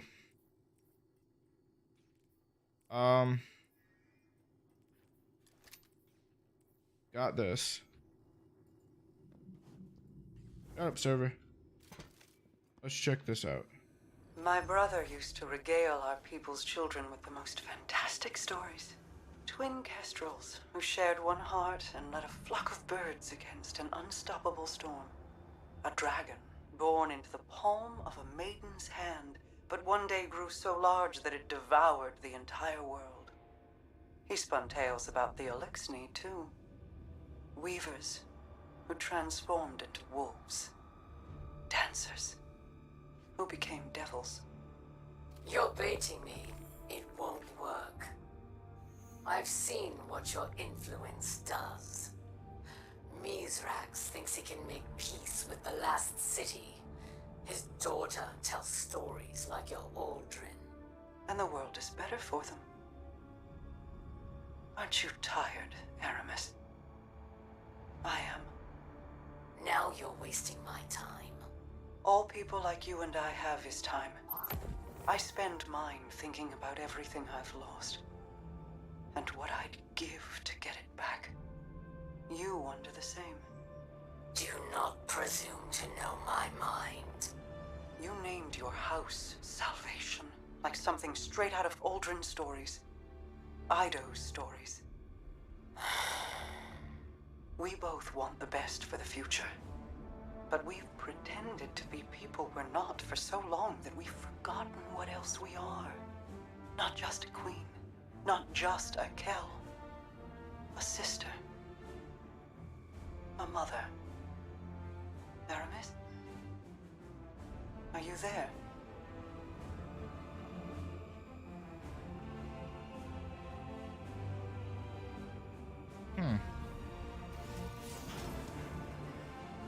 I don't think Aramis is going to change. Okay, this is getting on my nerves. My phone chat keeps telling me, oh, there's a problem with the darn service and whatever.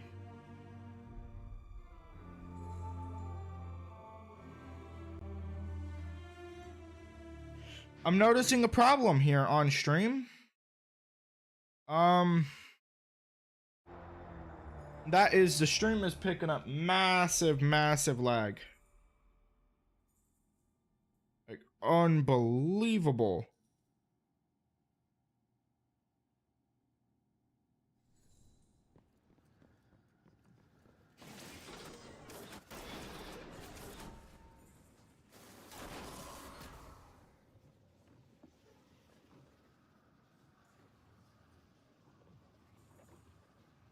Yeah, the game is lagging hardcore on stream. I don't know what it is.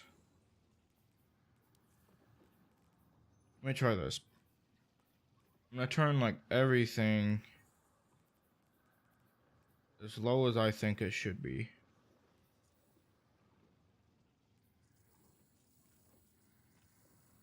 Turn the render resolution of that. And then we'll go ahead and restart.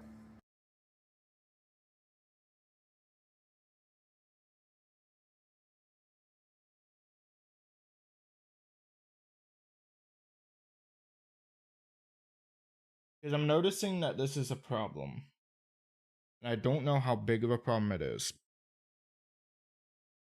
I don't know what it extends to. And that makes me nervous.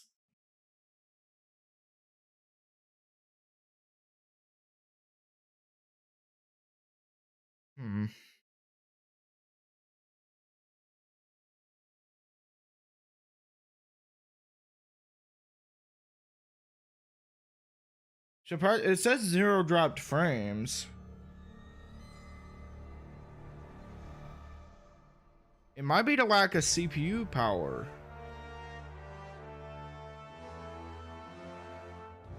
Because OBS is taking a good chunk of it. But then Destiny takes more of it. And the reason it's running well for me is because window capture uses the CPU. It's running good for me because it's using the graphics card for me to see it. I'm seeing it based on the graphics card power. You're seeing it based on CPU power. Which is why I presume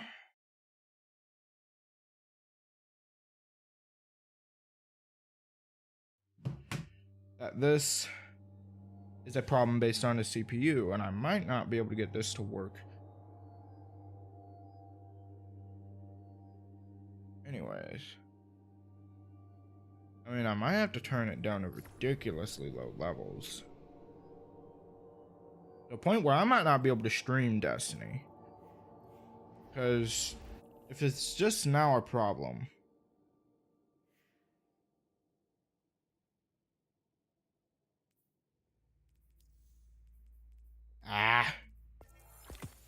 Frustrating me.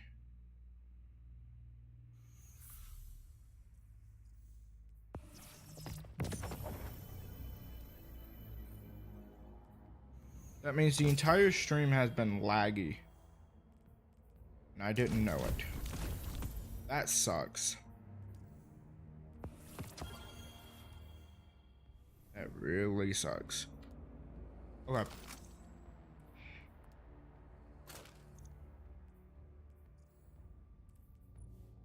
Here's what I'm gonna do.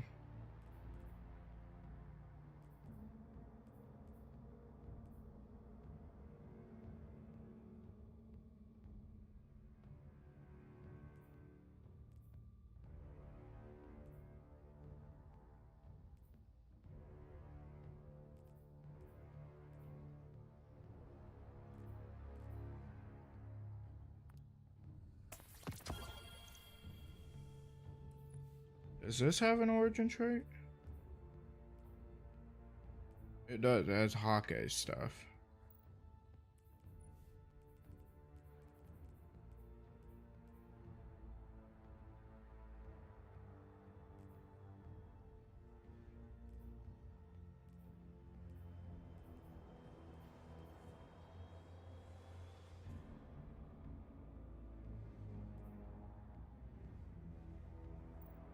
Here's where I'm gonna do this. Quickly go to the we go to the Cosmodrome. I'm gonna kill things over and over and over. We're gonna be using snowballs and whatnot in the Cosmodrome.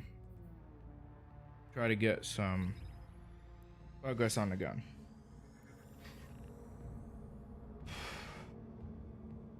On a chance that it can't handle it, and there's a chance it might not be able to handle it. I'm noticing immediately the moment I'm starting to launch the freaking. Let me check the CPU.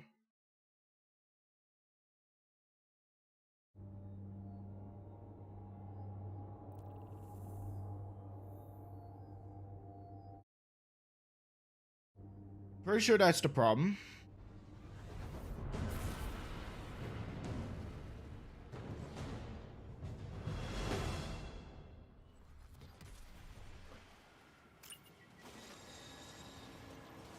Please work right. Come on. Running smoothly on your end, as I can tell.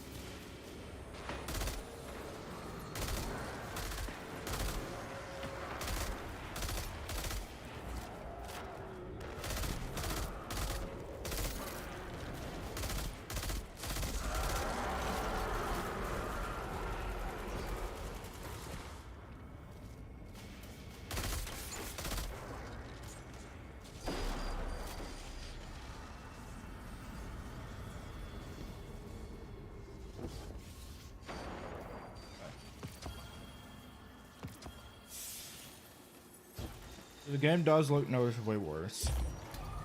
That's fine with me.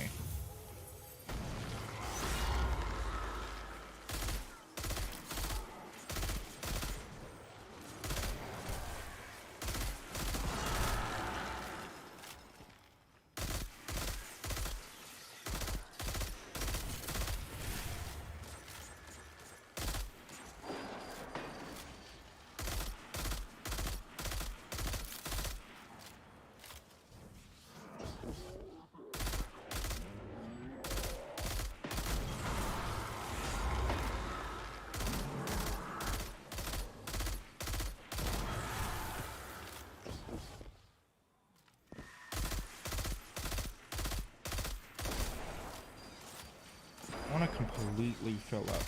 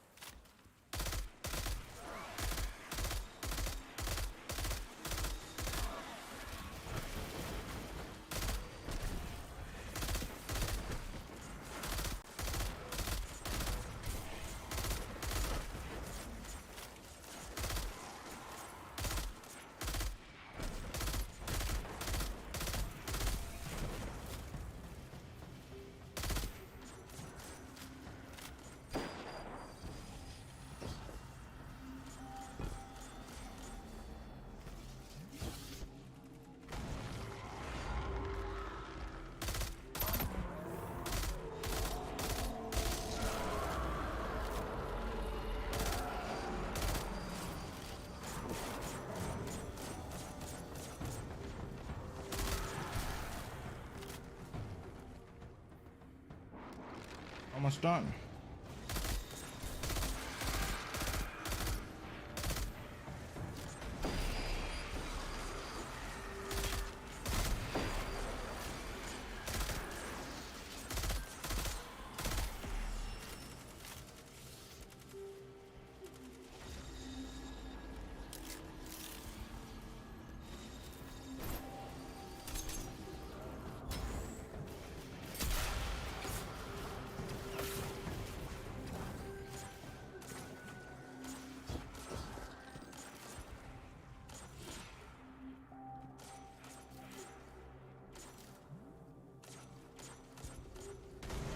Like full.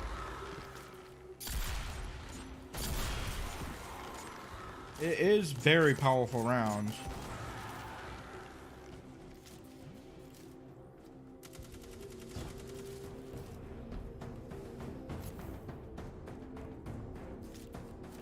And it is a very I'm liking this gun. I'm not gonna lie, I like this gun.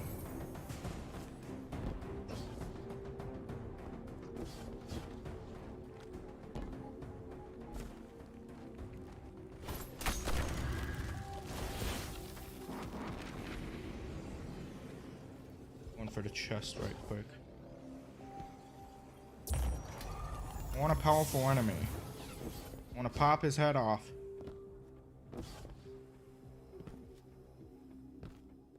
Like one of the knights, please.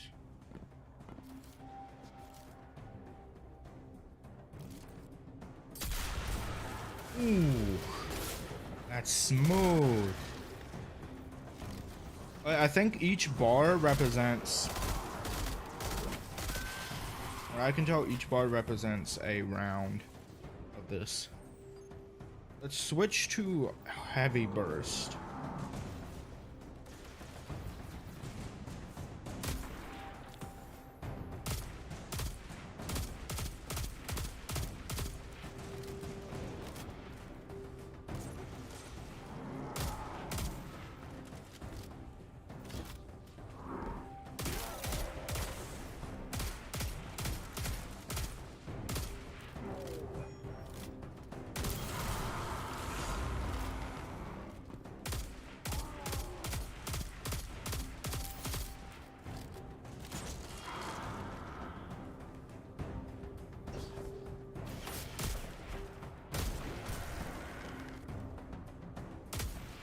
These rounds do more damage, quite significantly.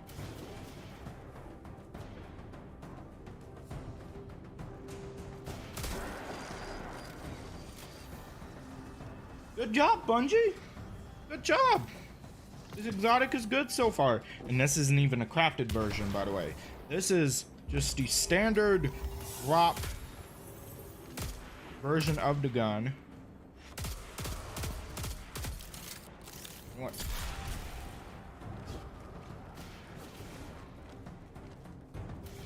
I'm assuming I can switch it back. Nope.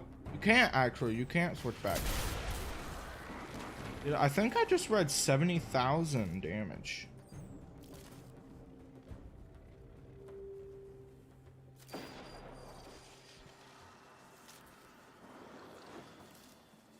I want to kill two more things.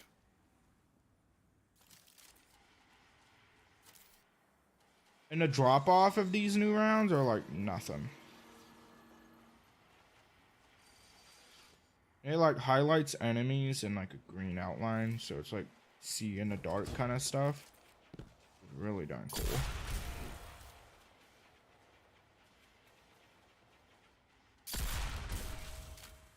I love this gun. And this is more of like a distance kind of thing. My dad will love this gun.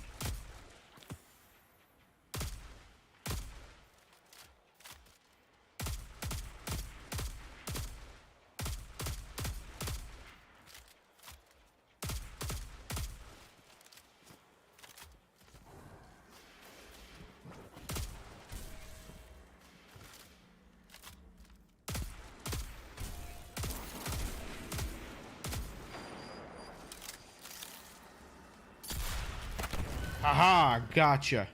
Okay, let's go back to orbit. we spent some time there messing with this gun, and this gun is nice. I love it.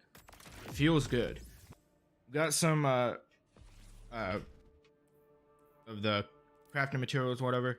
I personally like the burst fire. I like the whole dynamic of like, okay, it's more medium to far range, while this you could use light burst fire to like close to medium range, and then the scope for like a sniper type situation, because that is definitely a sniper type situational function. Like that scope and everything, awesome. Hold up. Okay. So I claimed a deep sight on it, and now it's officially a... Now it became a crafted weapon? Huh?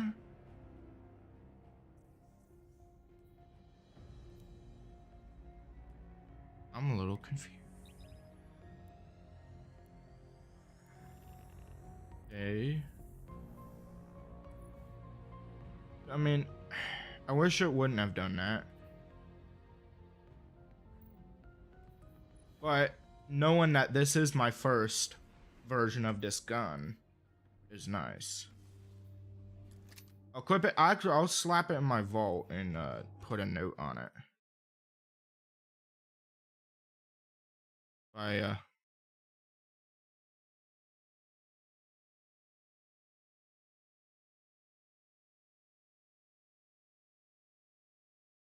Tag item, keep, add note, first,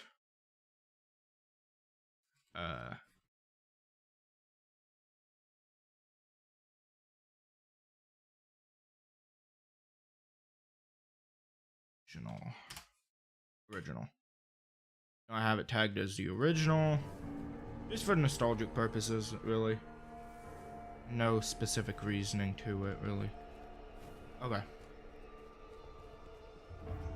Well, let's go shape this gun and see what we can do with it. I wonder what will look like. Shape. Got rifles. A pulse rifle. It is a pulse rifle. Alright, so there's a couple intrinsics. Hunter's Trace. Hunter's Trace 2 unlocks additional barrels for shaping, not yet available to be required. So these, okay, so in the coming weeks we'll be able to unlock additional stuff. So like this will unlock additional barrels, this will unlock additional traits, and this will unlock additional stocks. In the meantime, we can only unlock that. Now there are, okay, unfortunately at the moment,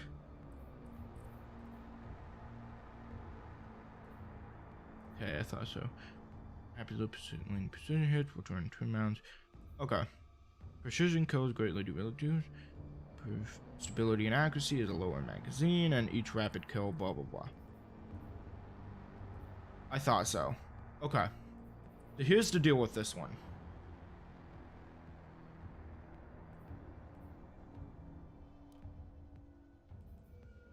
I'm assuming you don't have to choose from one or the other.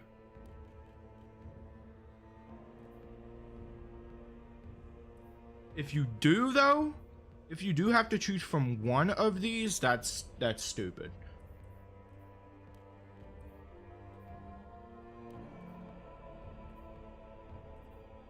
Okay. So there's not one for the magazines, so we can just choose one of the magazines. So we have the alloy magazine, we have the appended magazine. We have all sorts of different magazines that we can choose from right now. However, we can't choose any of the barrels until we get the upgrade. We can choose any of these magazines, which is another reason why we should level up this thing. Because then we'll unlock magazines, and then as we go along, we'll unlock more stuff. to mess with the gun. Then we'll have any of these traits. So this is a trait socket, this is a stock socket, and a catalyst socket. So let's look at the barrel socket. So we got corkscrew rifling, which is our default, so we have to choose that one. So that will increase slightly the range and stability, as well as handling speed. Then there's extended barrel that we'll be able to get at some point, which will increase range, decrease handling speed, and moderately controls recoil.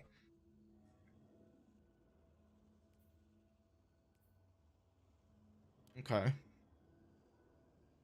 We got chambered compensator, which will be increased stability, moderately controls recoil, and slightly decreases handling speed. Then we have small bore, increased range and increased stability. This is probably for if you're straight up going full sniper. Polygonal rifling, increased stability, and recoil reduction as well.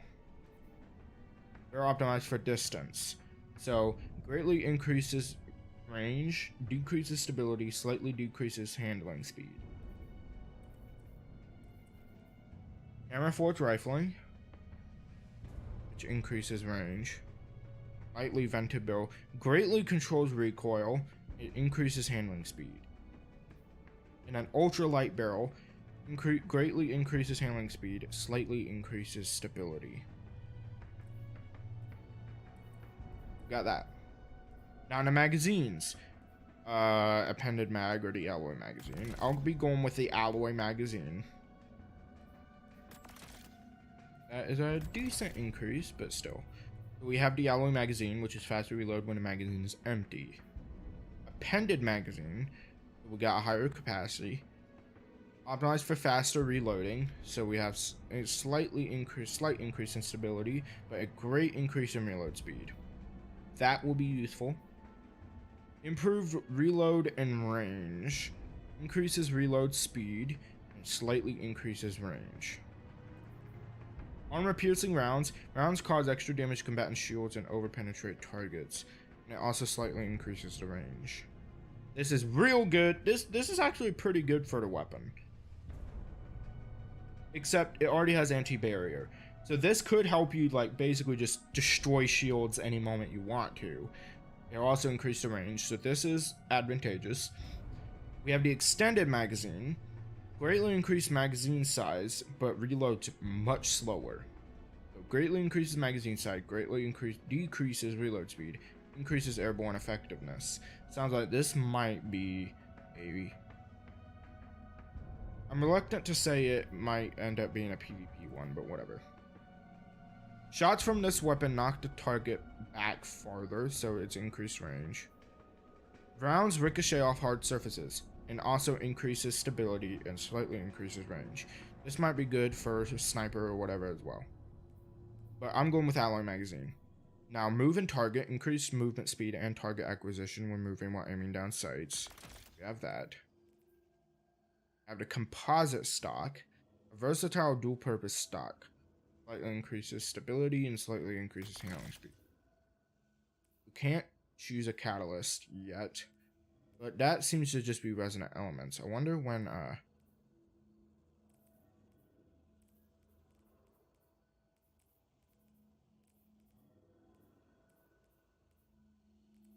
whatever. I wonder when so actually let's look at the catalyst. Use rapid kill with this weapon and progressively increases reload speed for a short time.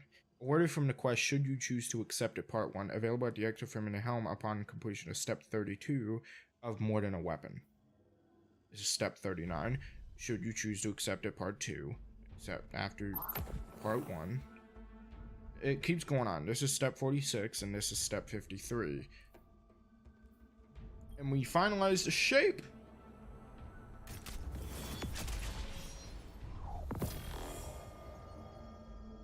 And we still have the Hake burst fire augments. We still have these two to mess with, which is awesome. Commune with the relic? What do you mean?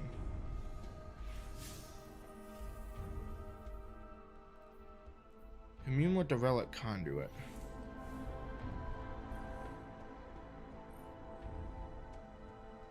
Ghost chirps and the eyes flicker as a voice chimes in over Ghost transmitter that I have a hidden agent. Well done, I'm streaming visual of the weapon through your Ghost, and I must say, it's not what I expected. The symbol at the back end isn't one I'm familiar with. I'll need to cross-reference Cryptarchy archives. Data from your Ghost indicates that the weapon has some sort of modular firing system, but the alloys it's made of aren't entirely synthetic either. They resonate with a familiar, unnerving frequency, it says, voice tightening in worry. It smells like a petrichor and agent size. Well, I don't want to get ahead of myself. It's definitely Braytech influenced, but I can't tell the manufacturer. Hidden agent is quiet for a moment before adding, that weapon safe, would you? I'm gonna do a little digging and see what else comes up. Till then, mate. I like this guy.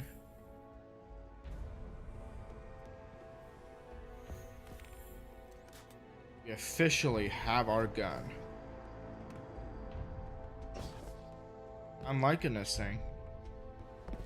Let's test this out then, shall we?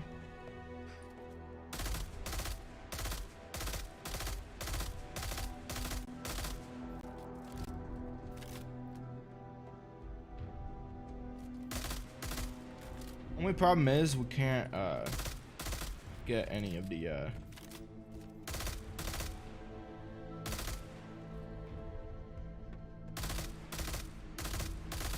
so in these rounds the damage falls off pretty quickly. Well, wouldn't call that pretty quickly, but it does fall off. This falls off by around 200. That falls off around 300. Now, I'm curious to see how the damage fall off changes with the heavy burst fire.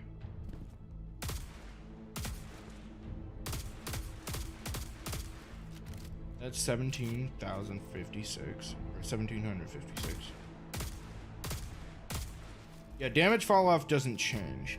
The damage is higher, which helps compensate, but damage fall off doesn't change here.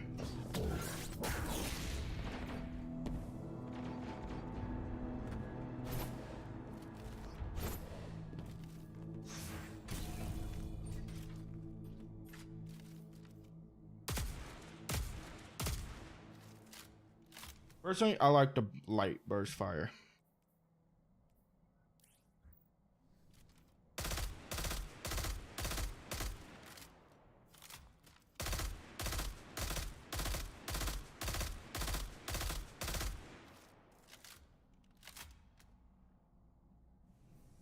Jeez, this thing is supposed to reload faster when it's empty, and it does.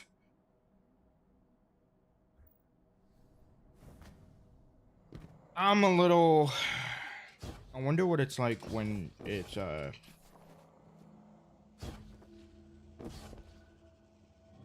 mind went blank. So this is it. This is the gun. And we need to level this thing up so we can get more magazines, as well as be ready for the coming traits and upgrades and stuff. So uploading this weapon, or upgrading this weapon, is become a new priority. First, I'm gonna go use... Oh, no.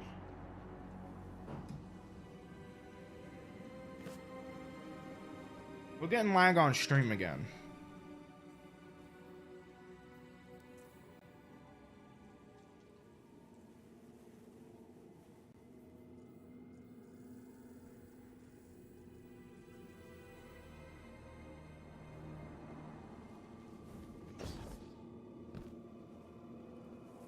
Do that.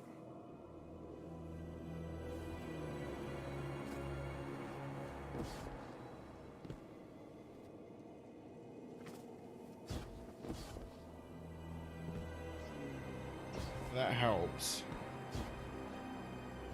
The only thing I don't like is how bad the video quality is right now.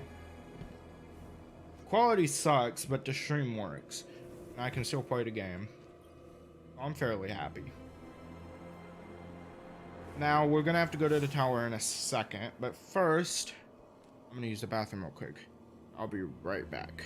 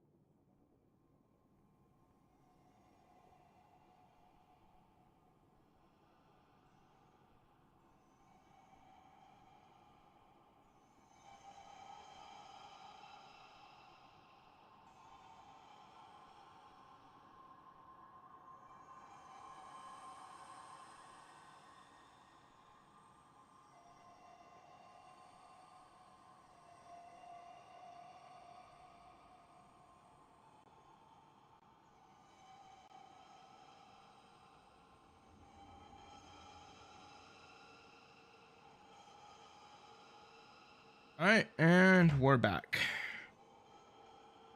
Make sure that everything is working right. Yep. We're back online. Now, I had to turn the whole graphics resolution and everything like way down. And I hate it. Just to get the CPU to not freak out on me. I need a better CPU. I actually want to go back down to the Enclave. For one reason and one reason only. And that is to check out the Ostringer stuff.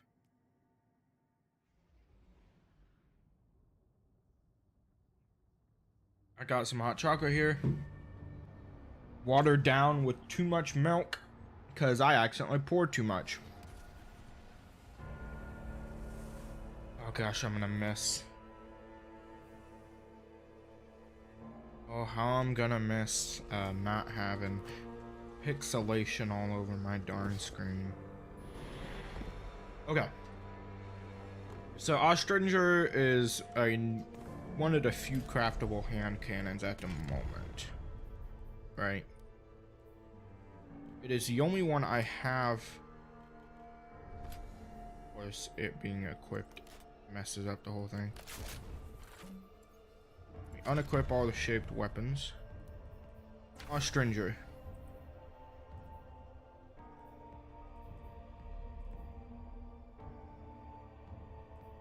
Actually, first, I want to check out...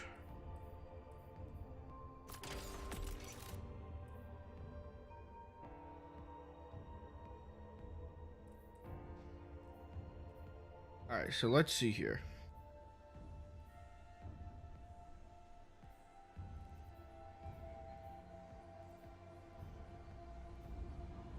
So far, corkscrew rifling is looking pretty good to me.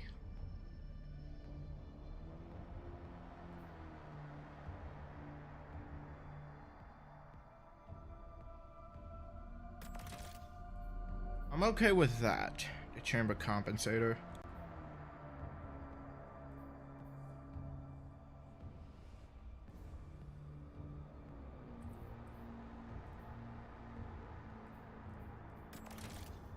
Increases it by 2.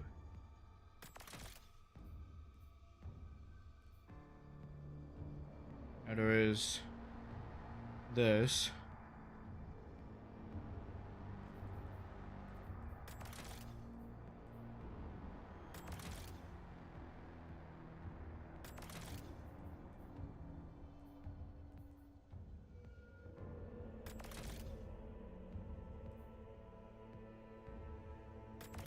I'm looking at the flared magwell. Let's see here. Need some higher levels for that stuff. Let's see, air assault. Final blows grant a stacking bonus to airborne effectiveness. Final blows while airborne grant increased stacks. Double tap. Snapshot starts. Grants increased reload speed when close to full magazine. Precision kills grant increased reload, blah blah blah. And I'm going with outlaw. What about here?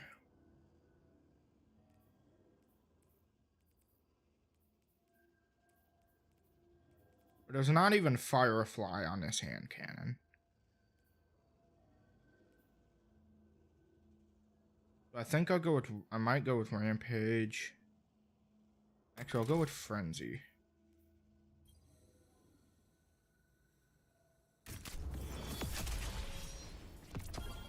We got a better Ostringer. Hopefully better Ostringer. So now we got Frenzy, so we'll get increased damage handling and reload for this weapon until you are out of combat.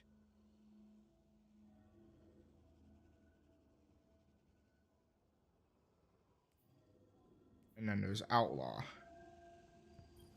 Now what about the other stuff? Like for example, Tarnished Metal. Brigand's Law. Check out Brigand's Law. Wait a minute, I forgot something.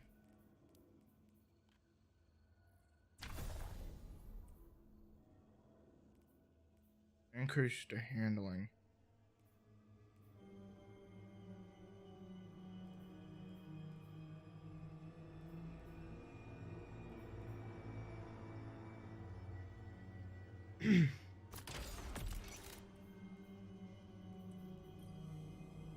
Okay. There we go.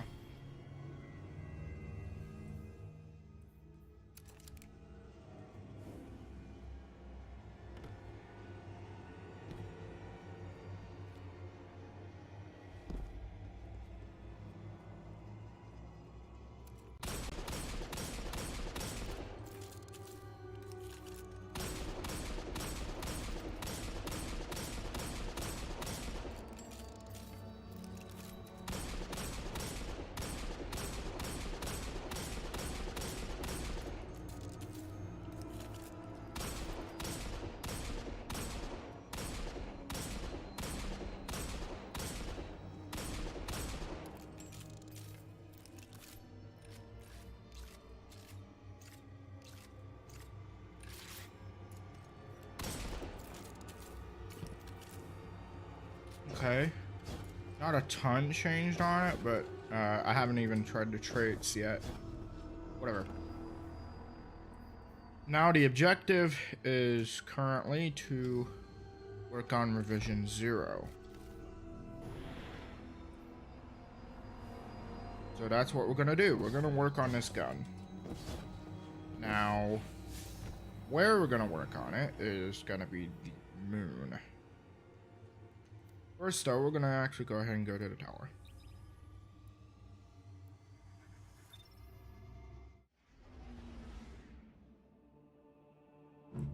I also have crackers. Saltine crackers, that is.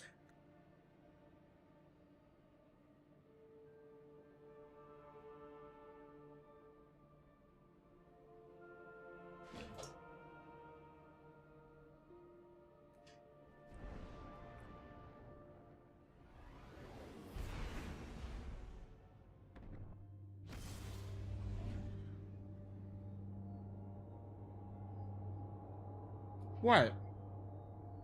I was hungry. And thirsty.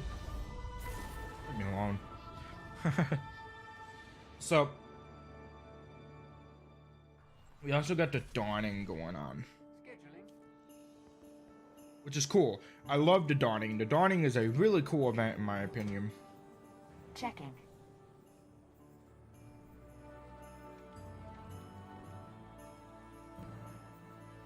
I have ideas already. I love it.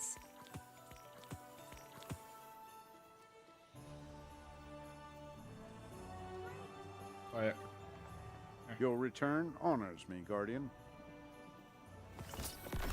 aha. So we got Glimmer. I need to... Eventually I need to stock up on a ton of Glimmer.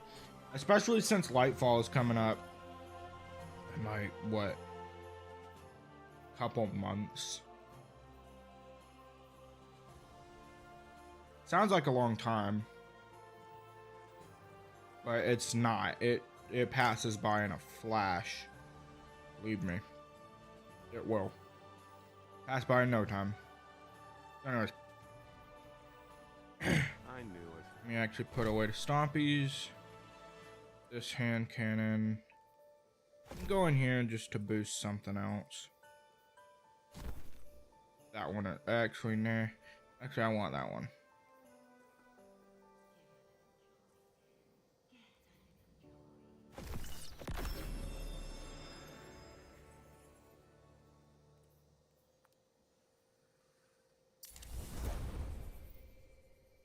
There we go.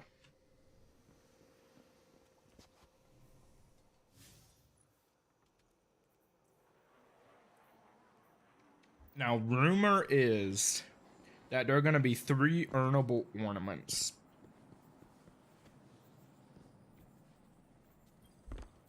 For Revision Checking 0. out. Quest-wise. And be able to earn it through quests. Thank you. That's the rumor. Basis? Absolutely not. Well, actually, That's not true. Actually, apparently they'll be earnable in Operation Seraph Shield. But there is a chance they'll end up instead being part of the whole Eververse. That'll be unfortunate, but it's very, very possible and most likely. Now there's no shaders for me to buy, so I can hold on to my stuff for the moment. This is a real cool one. Now I wish I would have not bought the other one. Too late. Whatever.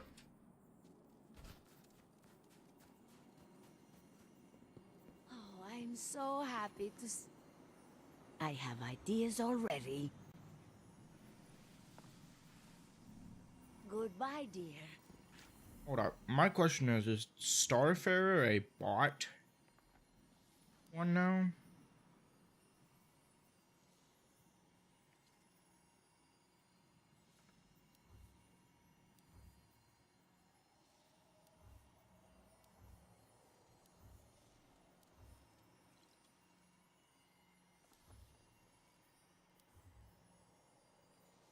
I never thought I'd live to see the darkness return. Wonder how it's gotten now. It might be from Ava Levante. Let's see what we can do. Not available to me or anything. Oh. Gifts of Dawning's Past.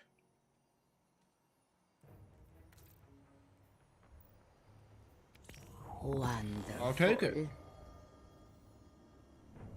Oh, I have ideas already. Okay, now we got Stay Frosty, so I'm upgrading the Snowball.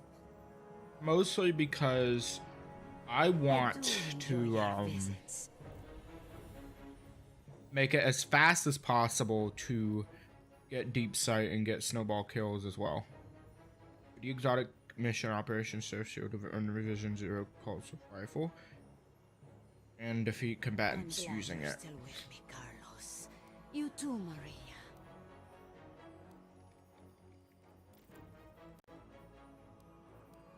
So pretty soon we'll be able to earn another one of those modules.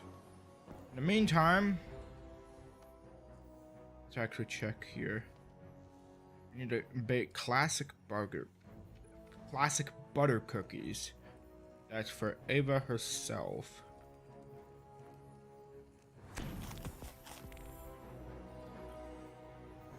I have ideas already.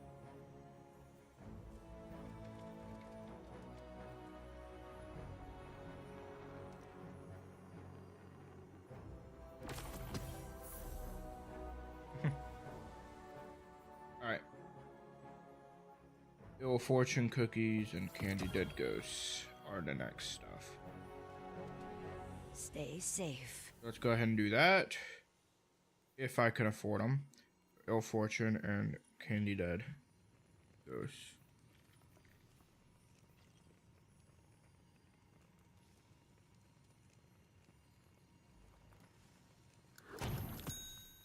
Candy Dead Ghosts. Alright, we got some deliveries to make. We'll go ahead and head to the Dreaming City.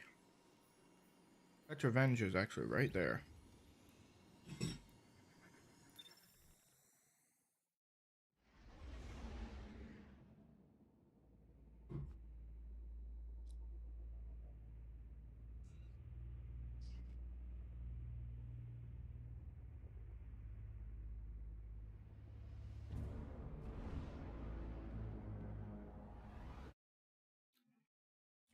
Something I'm gonna note real quick is that we have another stream coming up in what, a few days?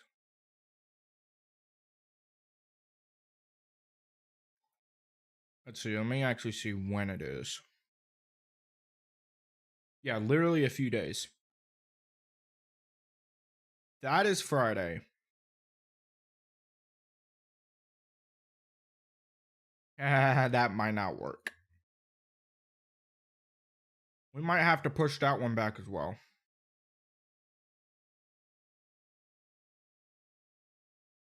I'm going to do exactly that. I'm going to push the third stream to the 26th. Because I have stuff going on those other days. On the 23rd and everything.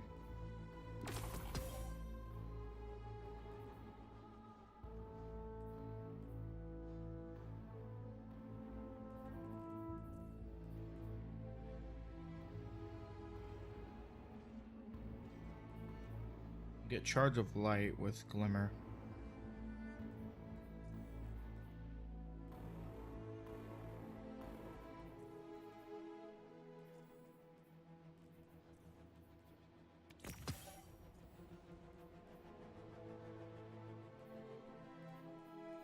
I don't know what that whole material exchange thing is about.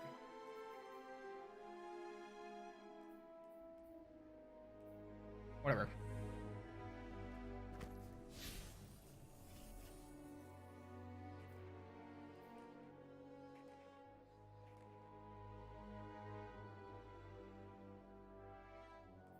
And then we have a visit to drop off to Spider.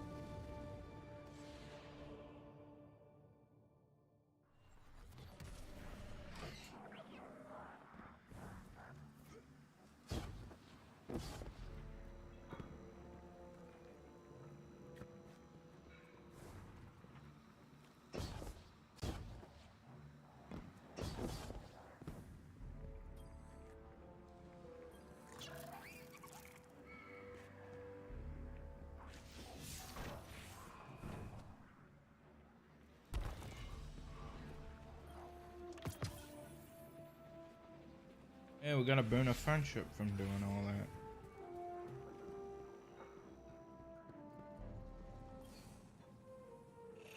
What catches your eye?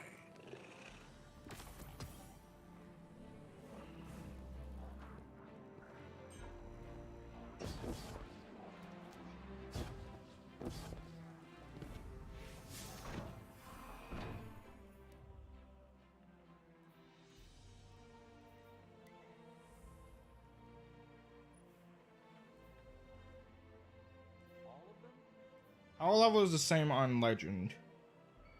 Except it's like a legendary difficulty kind of thing. It's metal, fixed difficulty, your effective power is capped at 1580. You can't over level it to make it easier. Heavily shielded and highly aggressive combatants appear at greater numbers. Shafts, so the radar is disabled, and galvanized. They have more health and they're harder to stun.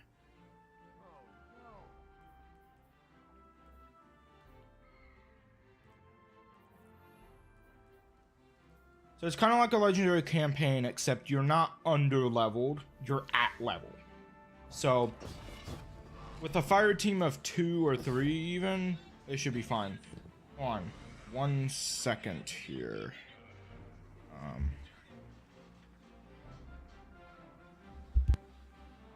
Thank you.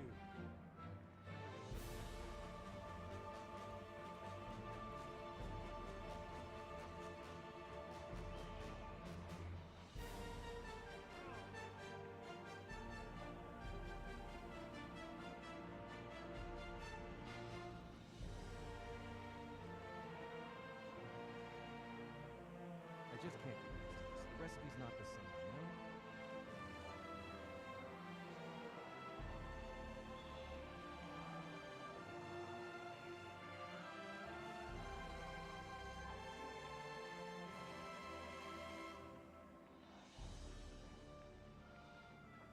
No, thank you.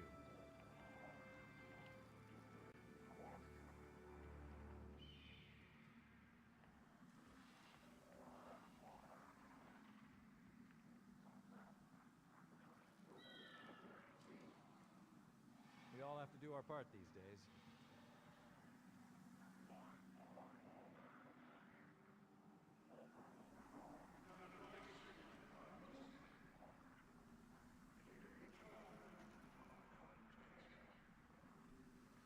That's kind of you to say so.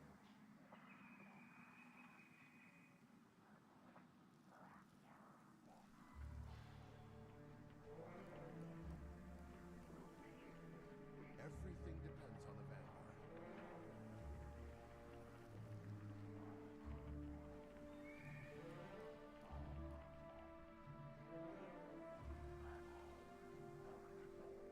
Yeah.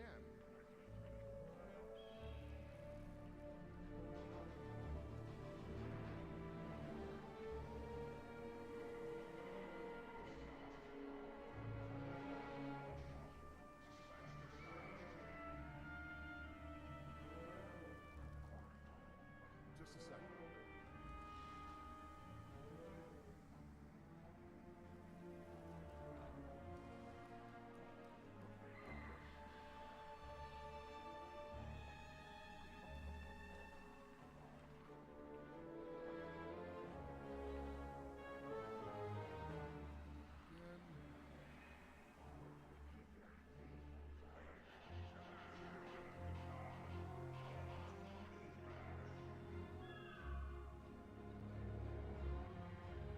Oh, that's bad.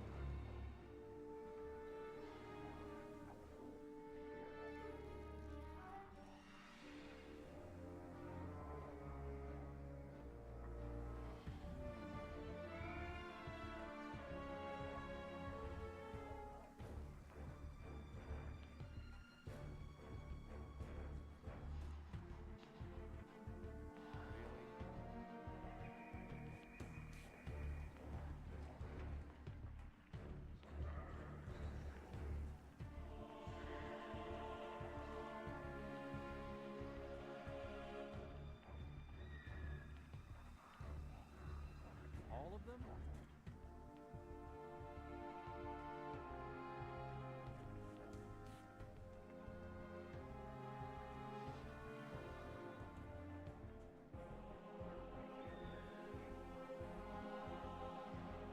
We can do another 15%.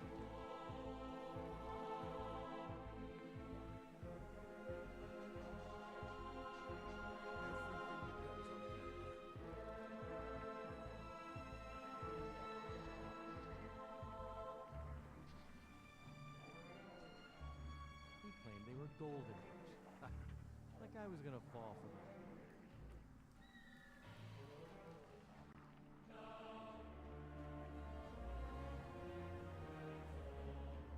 That's kind of you to say so.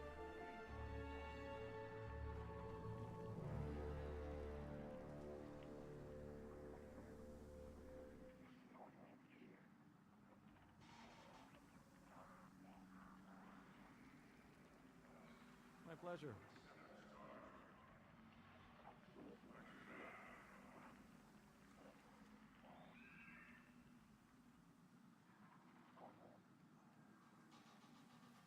I stayed up way too late last night.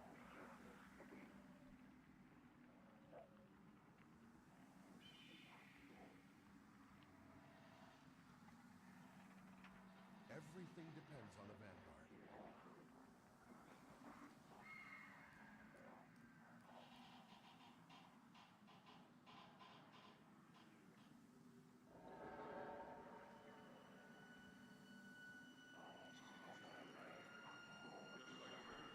Everything depends on the Vanguard.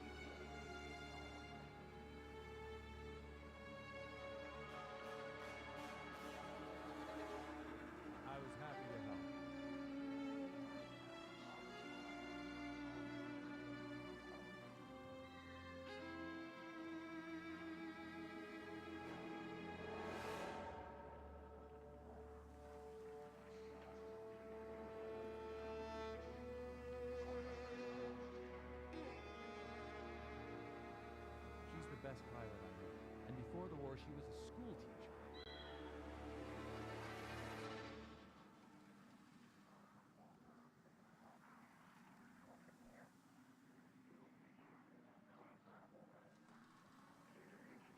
If you need anything else, just call.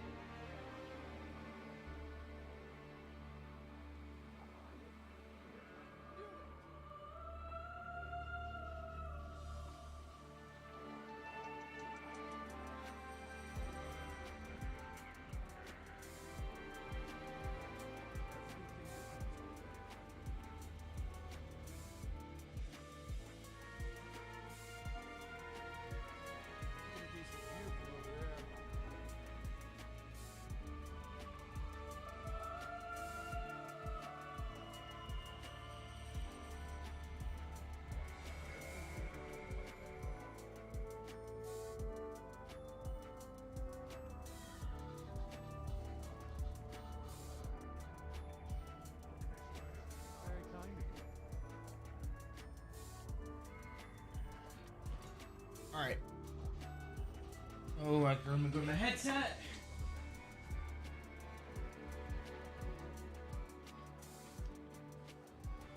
Alright. So my mom had me do a couple of things. My old phone is done for.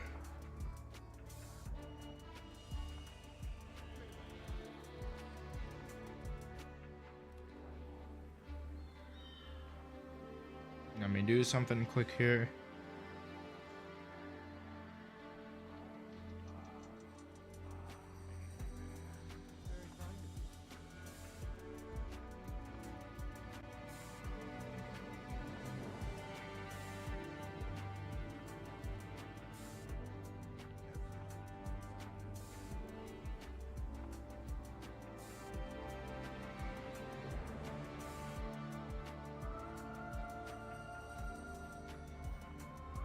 Alright. I'm gonna have to open Touch Portal on my new phone here, and chat will not be up for me, but it doesn't seem like we have any visitors. Anyways.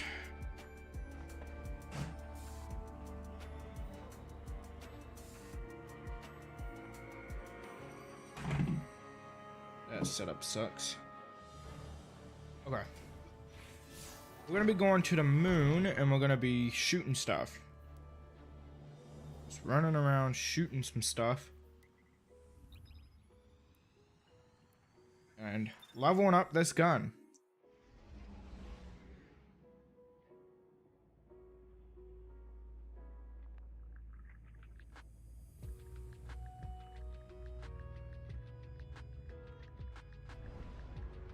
I don't know how much is left.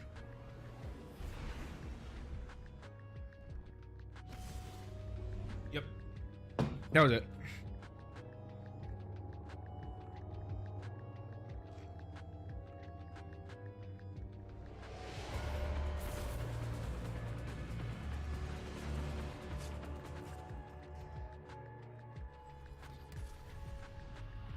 Alright. Run around shooting some stuff. Now first, I'm gonna actually turn up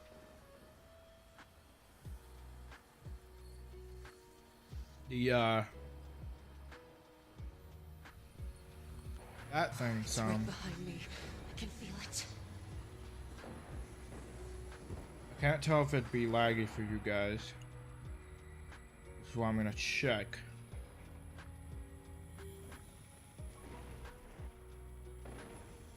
It should be fine.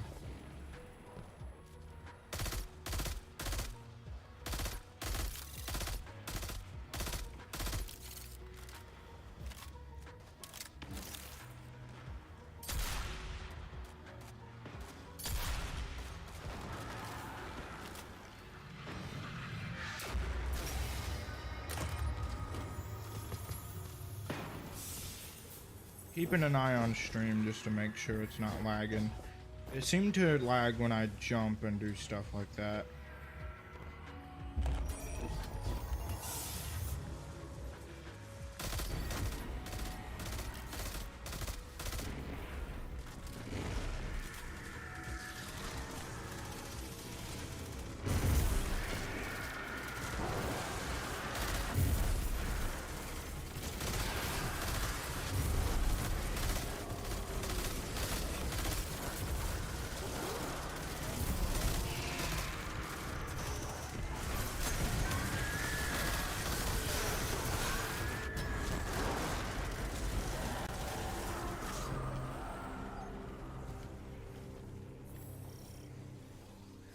Let me quickly switch to a 2-round burst.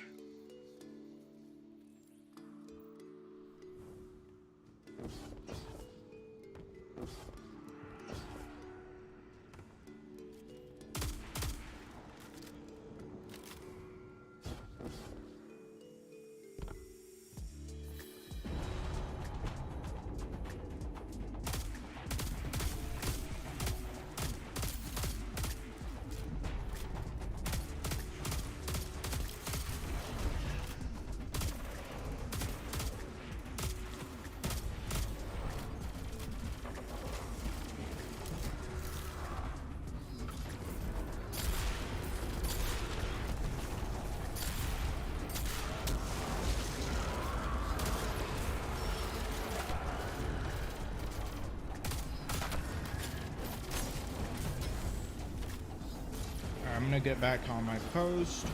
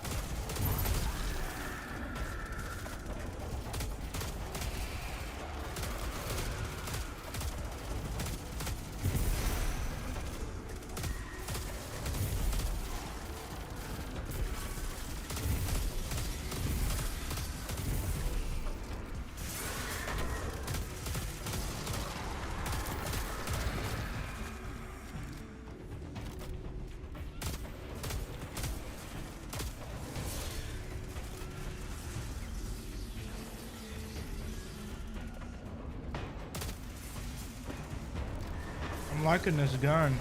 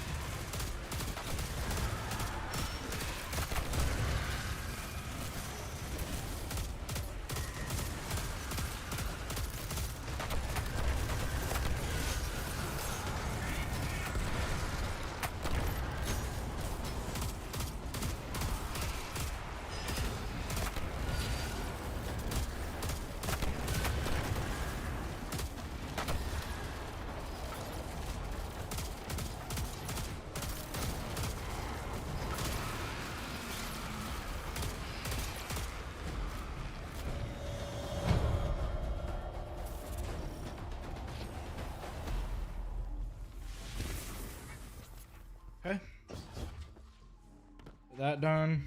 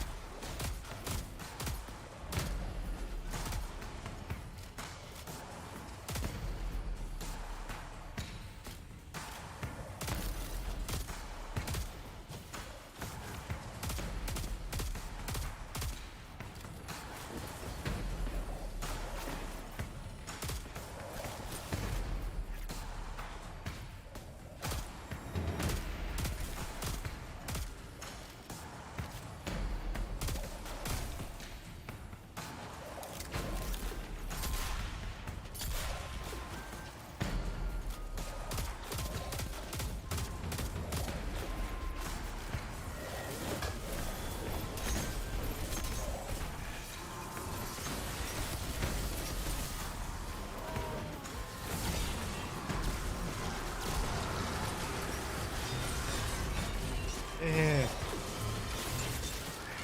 Where those things down.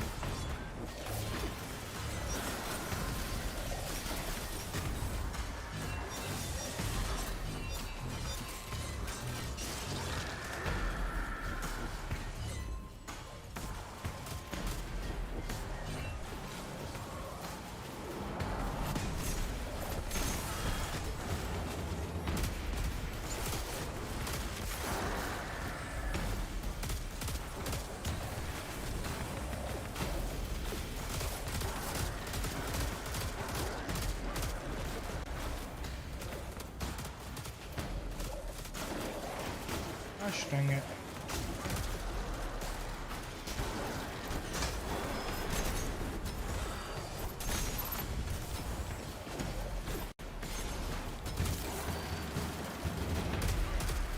All right.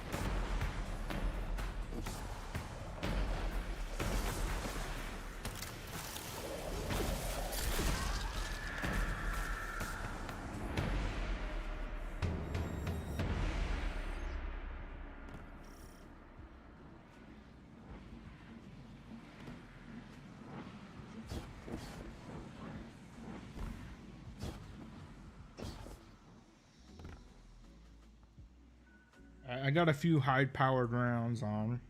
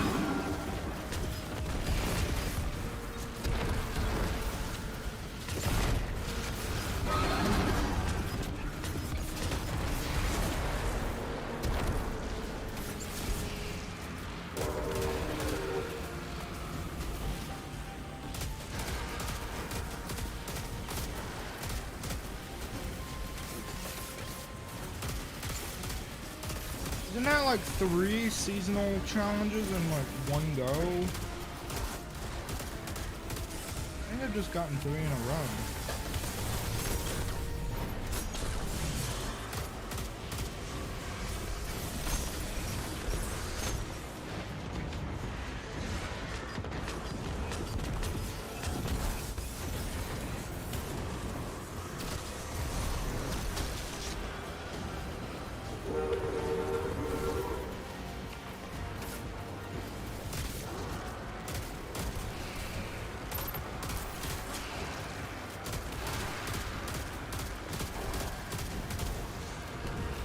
Au revoir.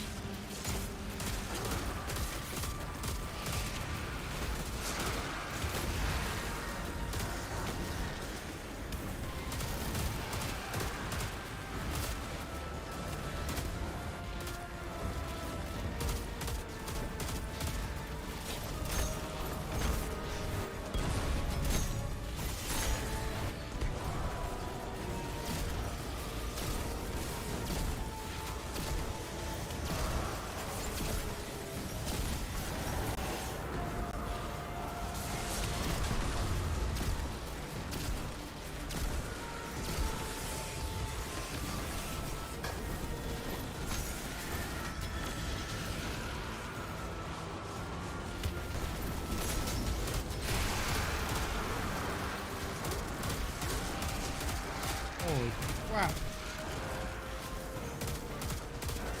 A lot of enemies going on here.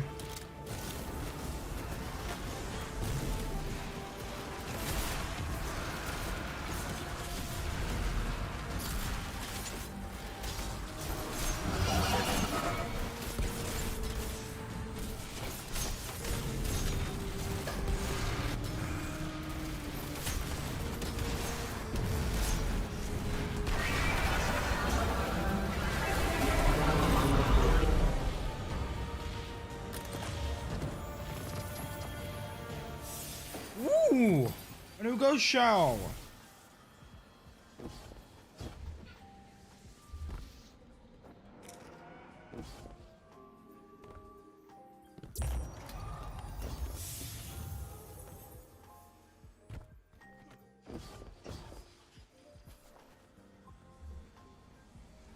I just remember something.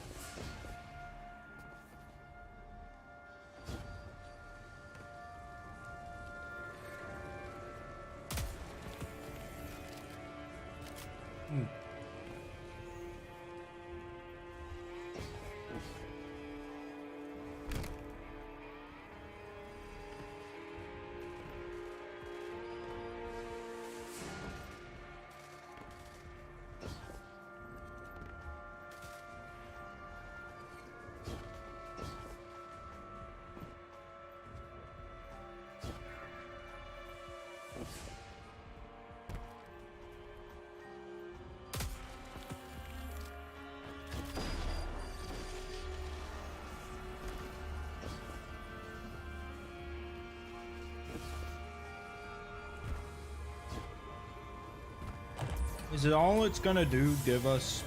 Is it just gonna give me a ton of Umber energy?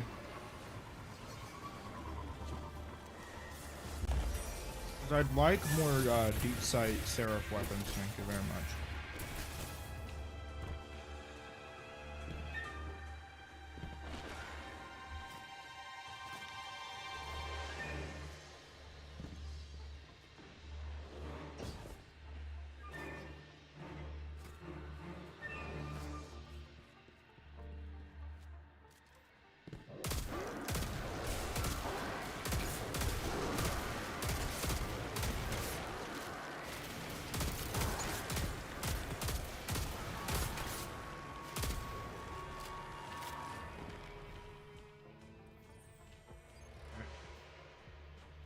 Switch to a light burst fire because I'm gonna end up nice and close and personal with these guys.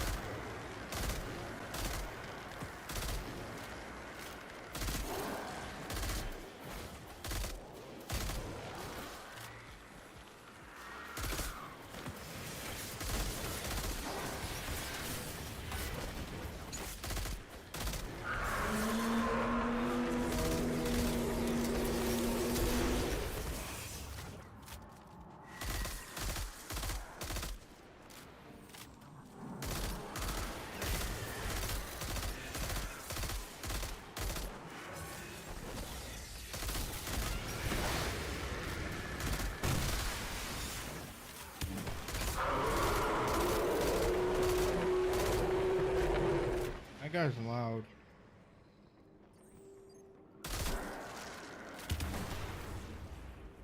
Let me see. I'm wondering whether the rounds themselves are okay. So it's shield piercing regardless.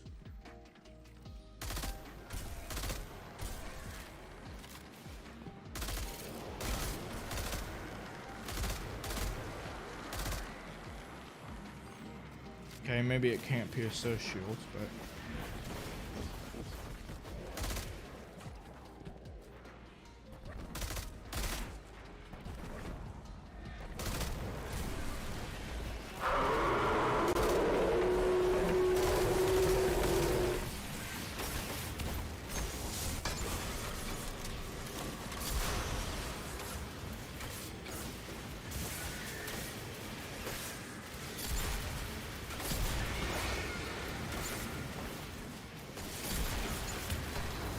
man, this gun is powerful. I don't know if you noticed, I could see the man through the darn fog. This is an extremely good gun.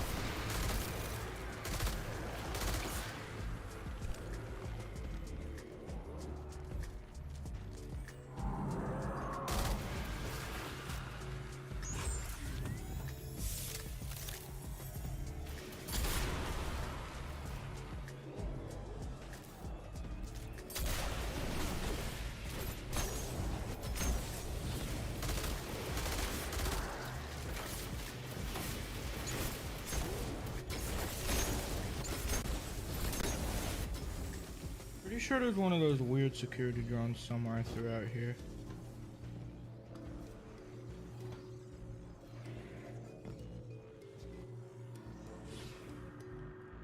I'm gonna take one more sweep through here, just take a quick look and see if I find one.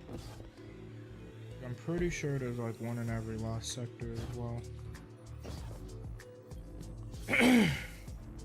But we'll see. Ooh.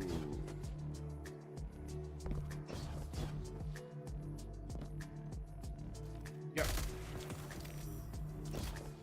To me, it looks like it's just going to be an XP and Umbral Energy type thing. Do have other stuff to do for weapons and stuff, but other than that, there isn't much to do.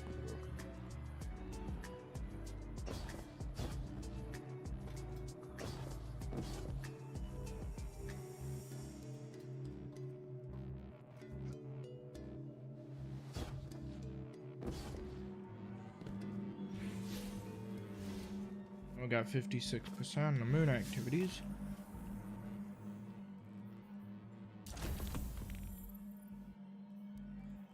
So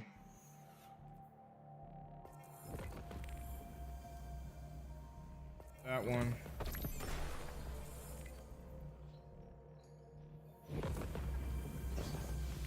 Got leveled up like twice.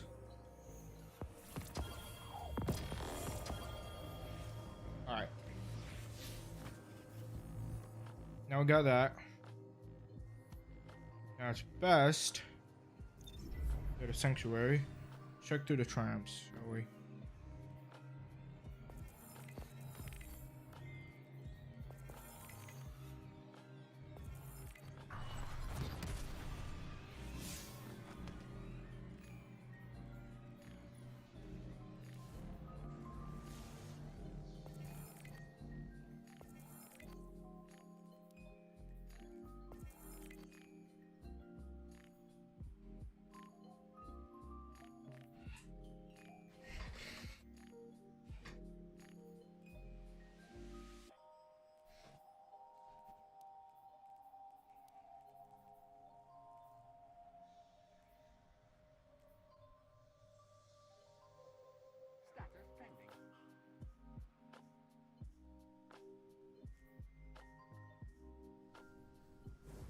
Okay, so there are security drones and the heist battleground stuff as well.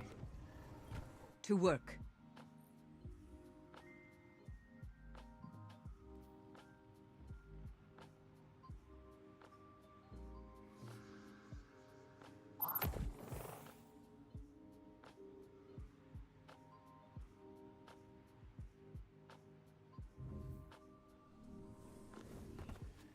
Don't die.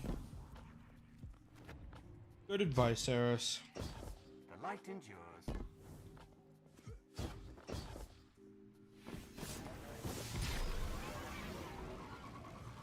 Not like I was planning to do that anyways. Thanks for the advice. Nah, I'm gonna go find the nearest cliff and jump off. Crush my own ghost and jump. No. Will you listen? Or will you be like your Vanguard?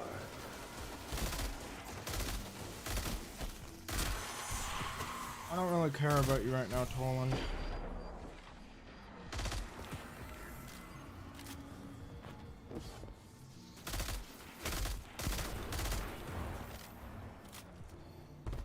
There's nothing left.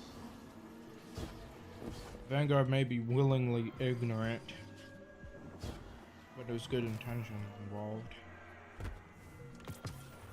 And the reasoning isn't quite illogical either. So no, Toland, I will not listen.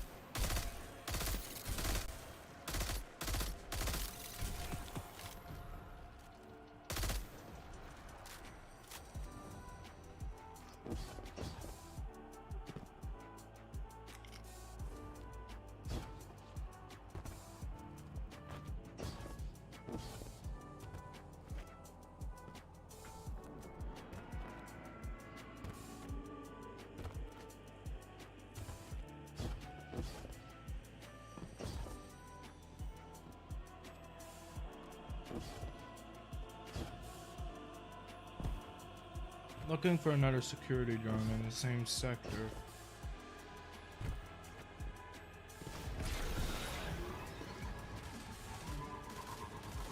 Or it would be, I'm not entirely sure.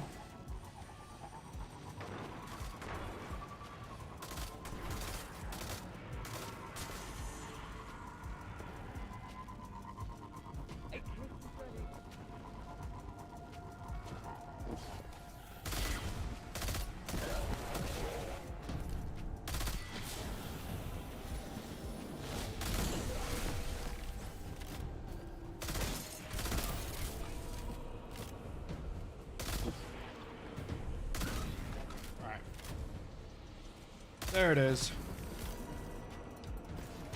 Now to go through the lost sector and find a drone in there. Where did it go?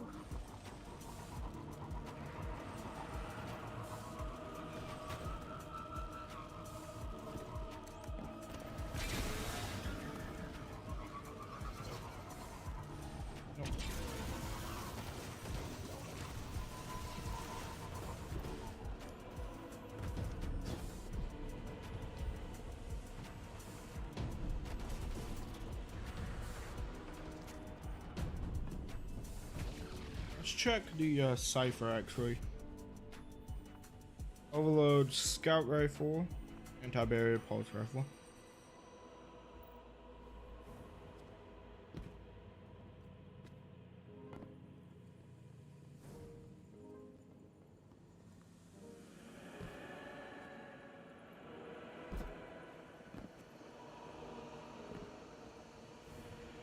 So that means we can't get two anti-champion mods on the same weapon. That sucks.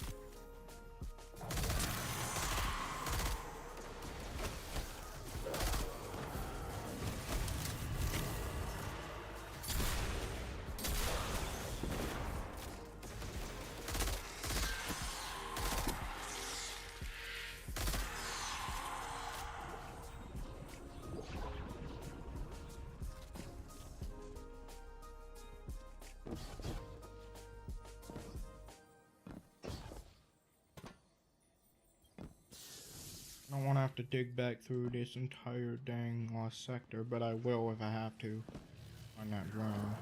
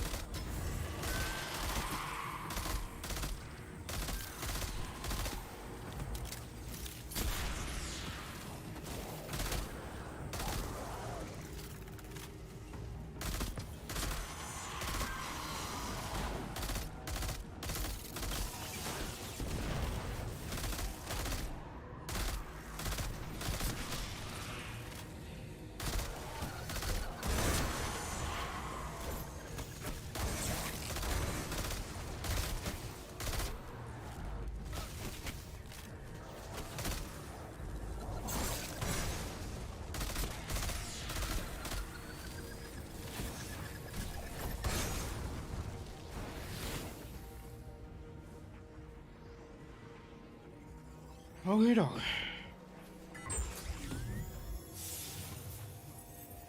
Find this drone.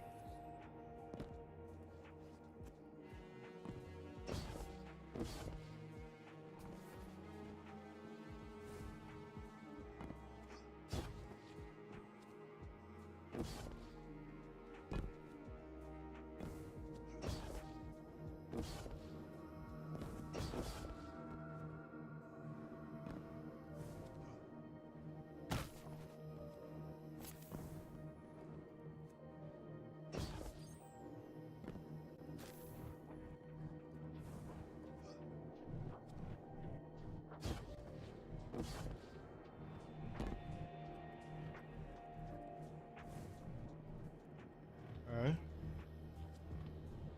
Run back through and try to find it.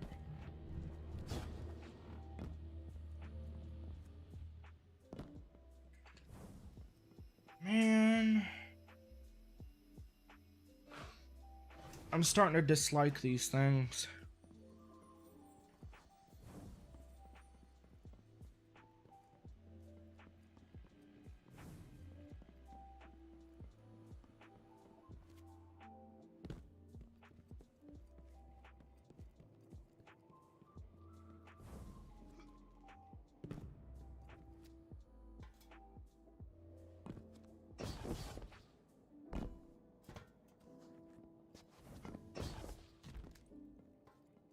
No. I don't think it's in this room. And this is aggravating.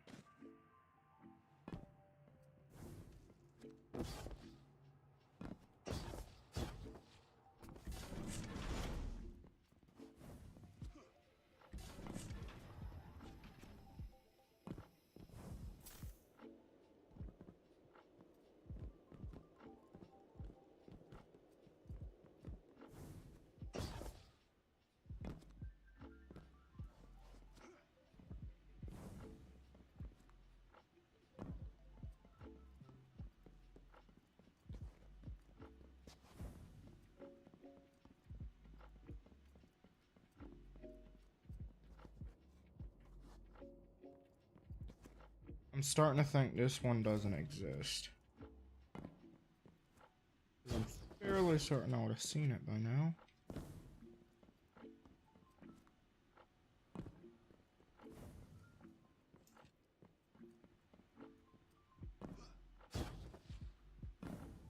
Nah.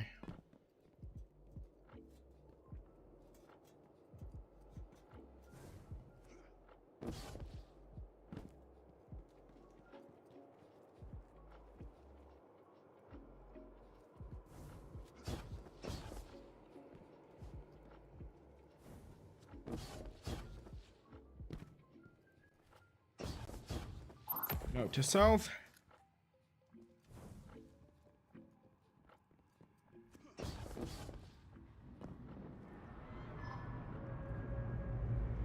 Attention all Guardians. A fallen Arsenal shipment is en route. Intercept and destroy that hardware.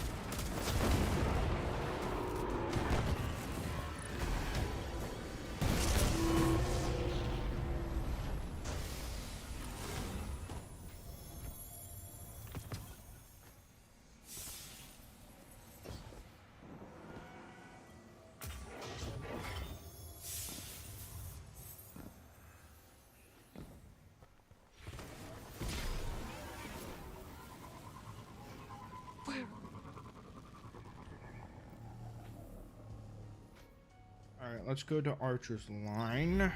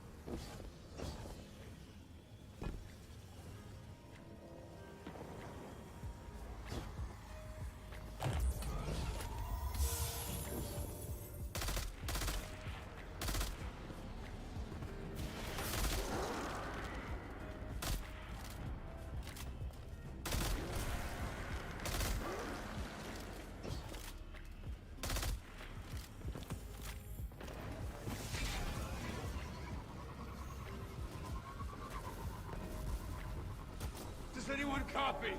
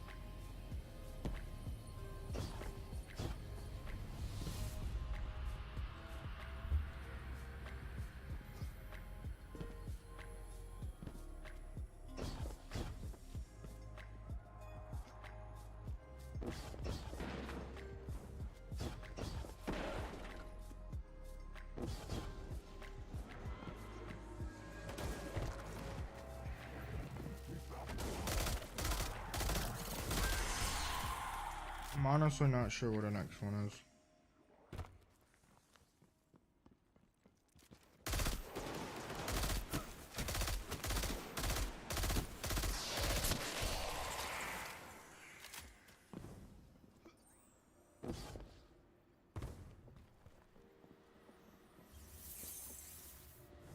Oh, I barely got it in time.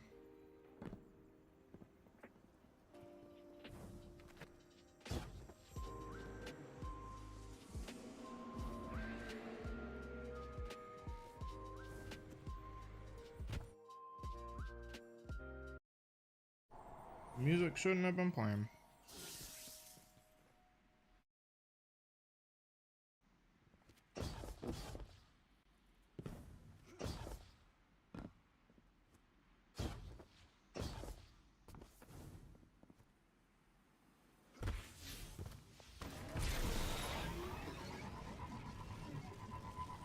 Is anyone there?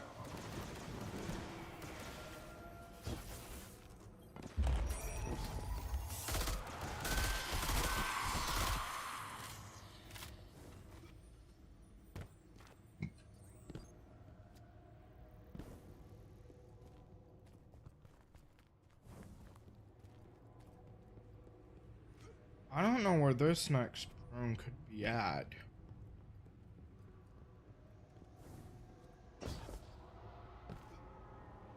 I mean, I've looked just about everywhere.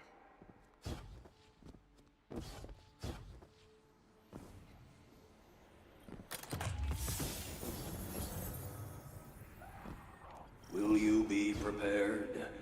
Or will you be boring?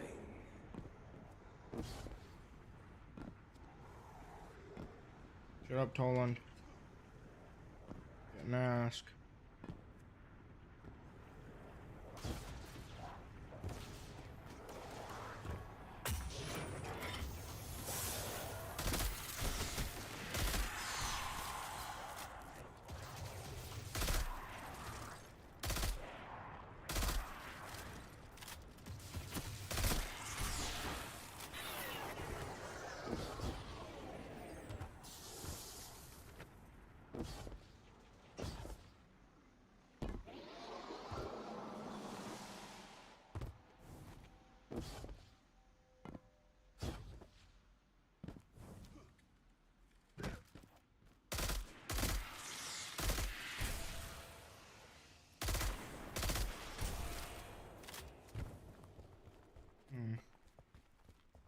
And my last idea is inside the buildings.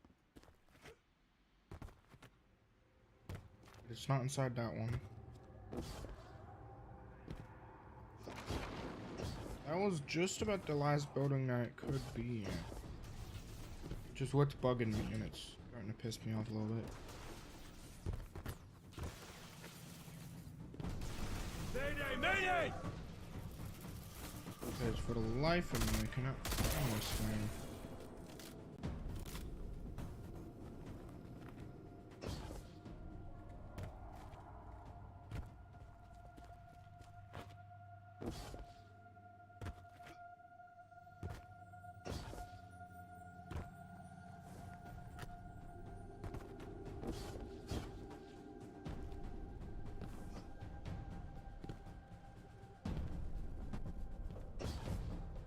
That looks like a no barrier.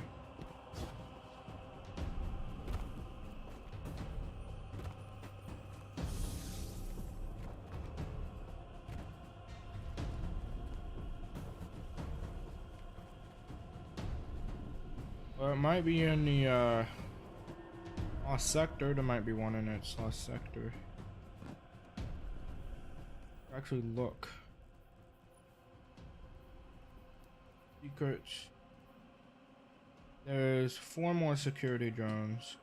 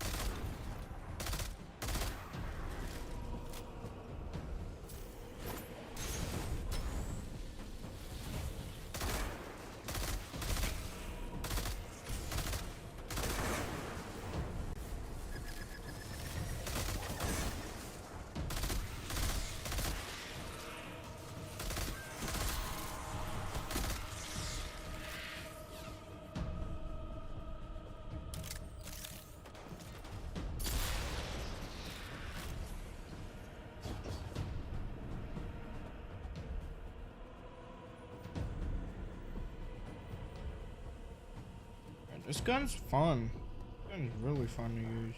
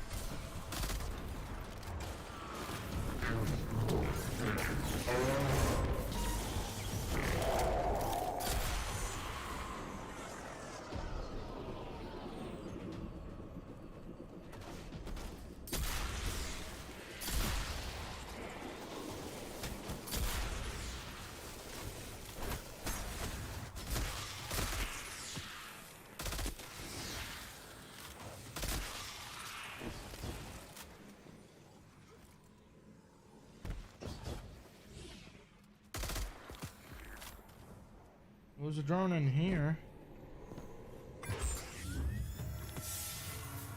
Now we got what, 3 left?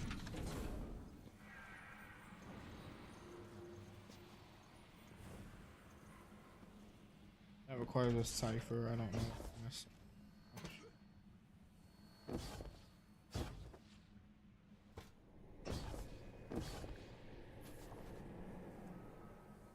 Okie doke.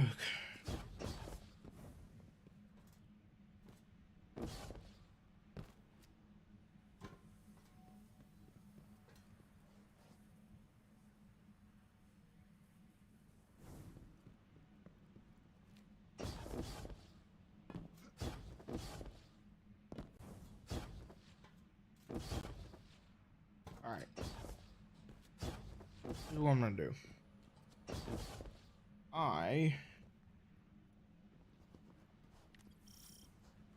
I'm gonna go ahead and end the stream here. There we go. So we got quite a bit of stuff done in Destiny today. Unfortunately, Destiny took, well, fortunately for me, anyway, it took the majority of our time. Because this was supposed to last, it was supposed to start at 5 a.m. But then again, it was supposed to be on the 17th. We'll go ahead and change the dates here. Let's see. Time is let's say it started at 11. Nope. 12:20. We'll call it 12:20. And say the stream is gonna last until 5 o'clock. Yeah. So that's a little under a 5-hour stream, but still, it's a good stream. So let's quickly check donations and see if we got anything going for us.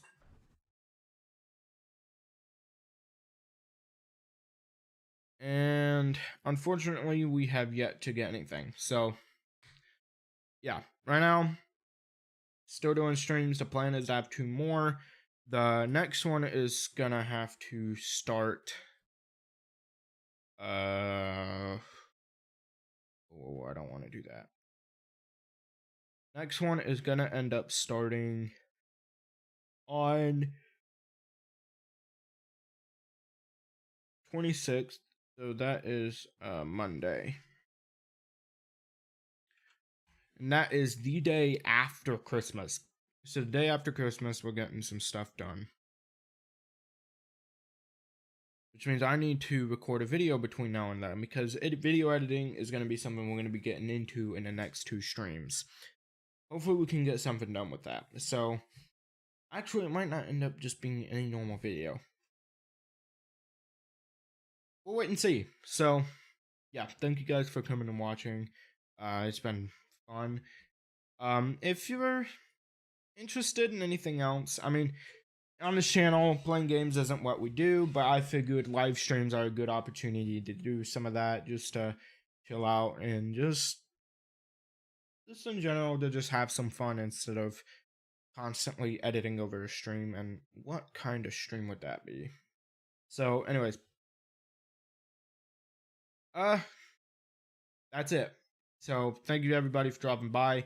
If you can spare anything, please be sure to donate to Thankmas 2022. I have a campaign, I have my own campaign for it connected to Thankmas. So if you're interested in donating, please consider it. If you don't want to donate here, but you're willing to donate to the cause, then find someone else. Find another creator, go directly to the cause and donate to it. It really doesn't matter. So regardless, thank you guys for coming around. Don't forget to hit the like and subscribe button. You're going to be able to like the stream after. Anyways, don't forget to like the stream if you've found it entertaining. And if you're interested in seeing future streams, or you're interested in the content on the channel, then be sure to hit the subscribe button and the notification bell, just so you don't miss any uploads or anything. Guys, thank you guys for coming around. That's all I have to say. I'll see you guys later. Peace.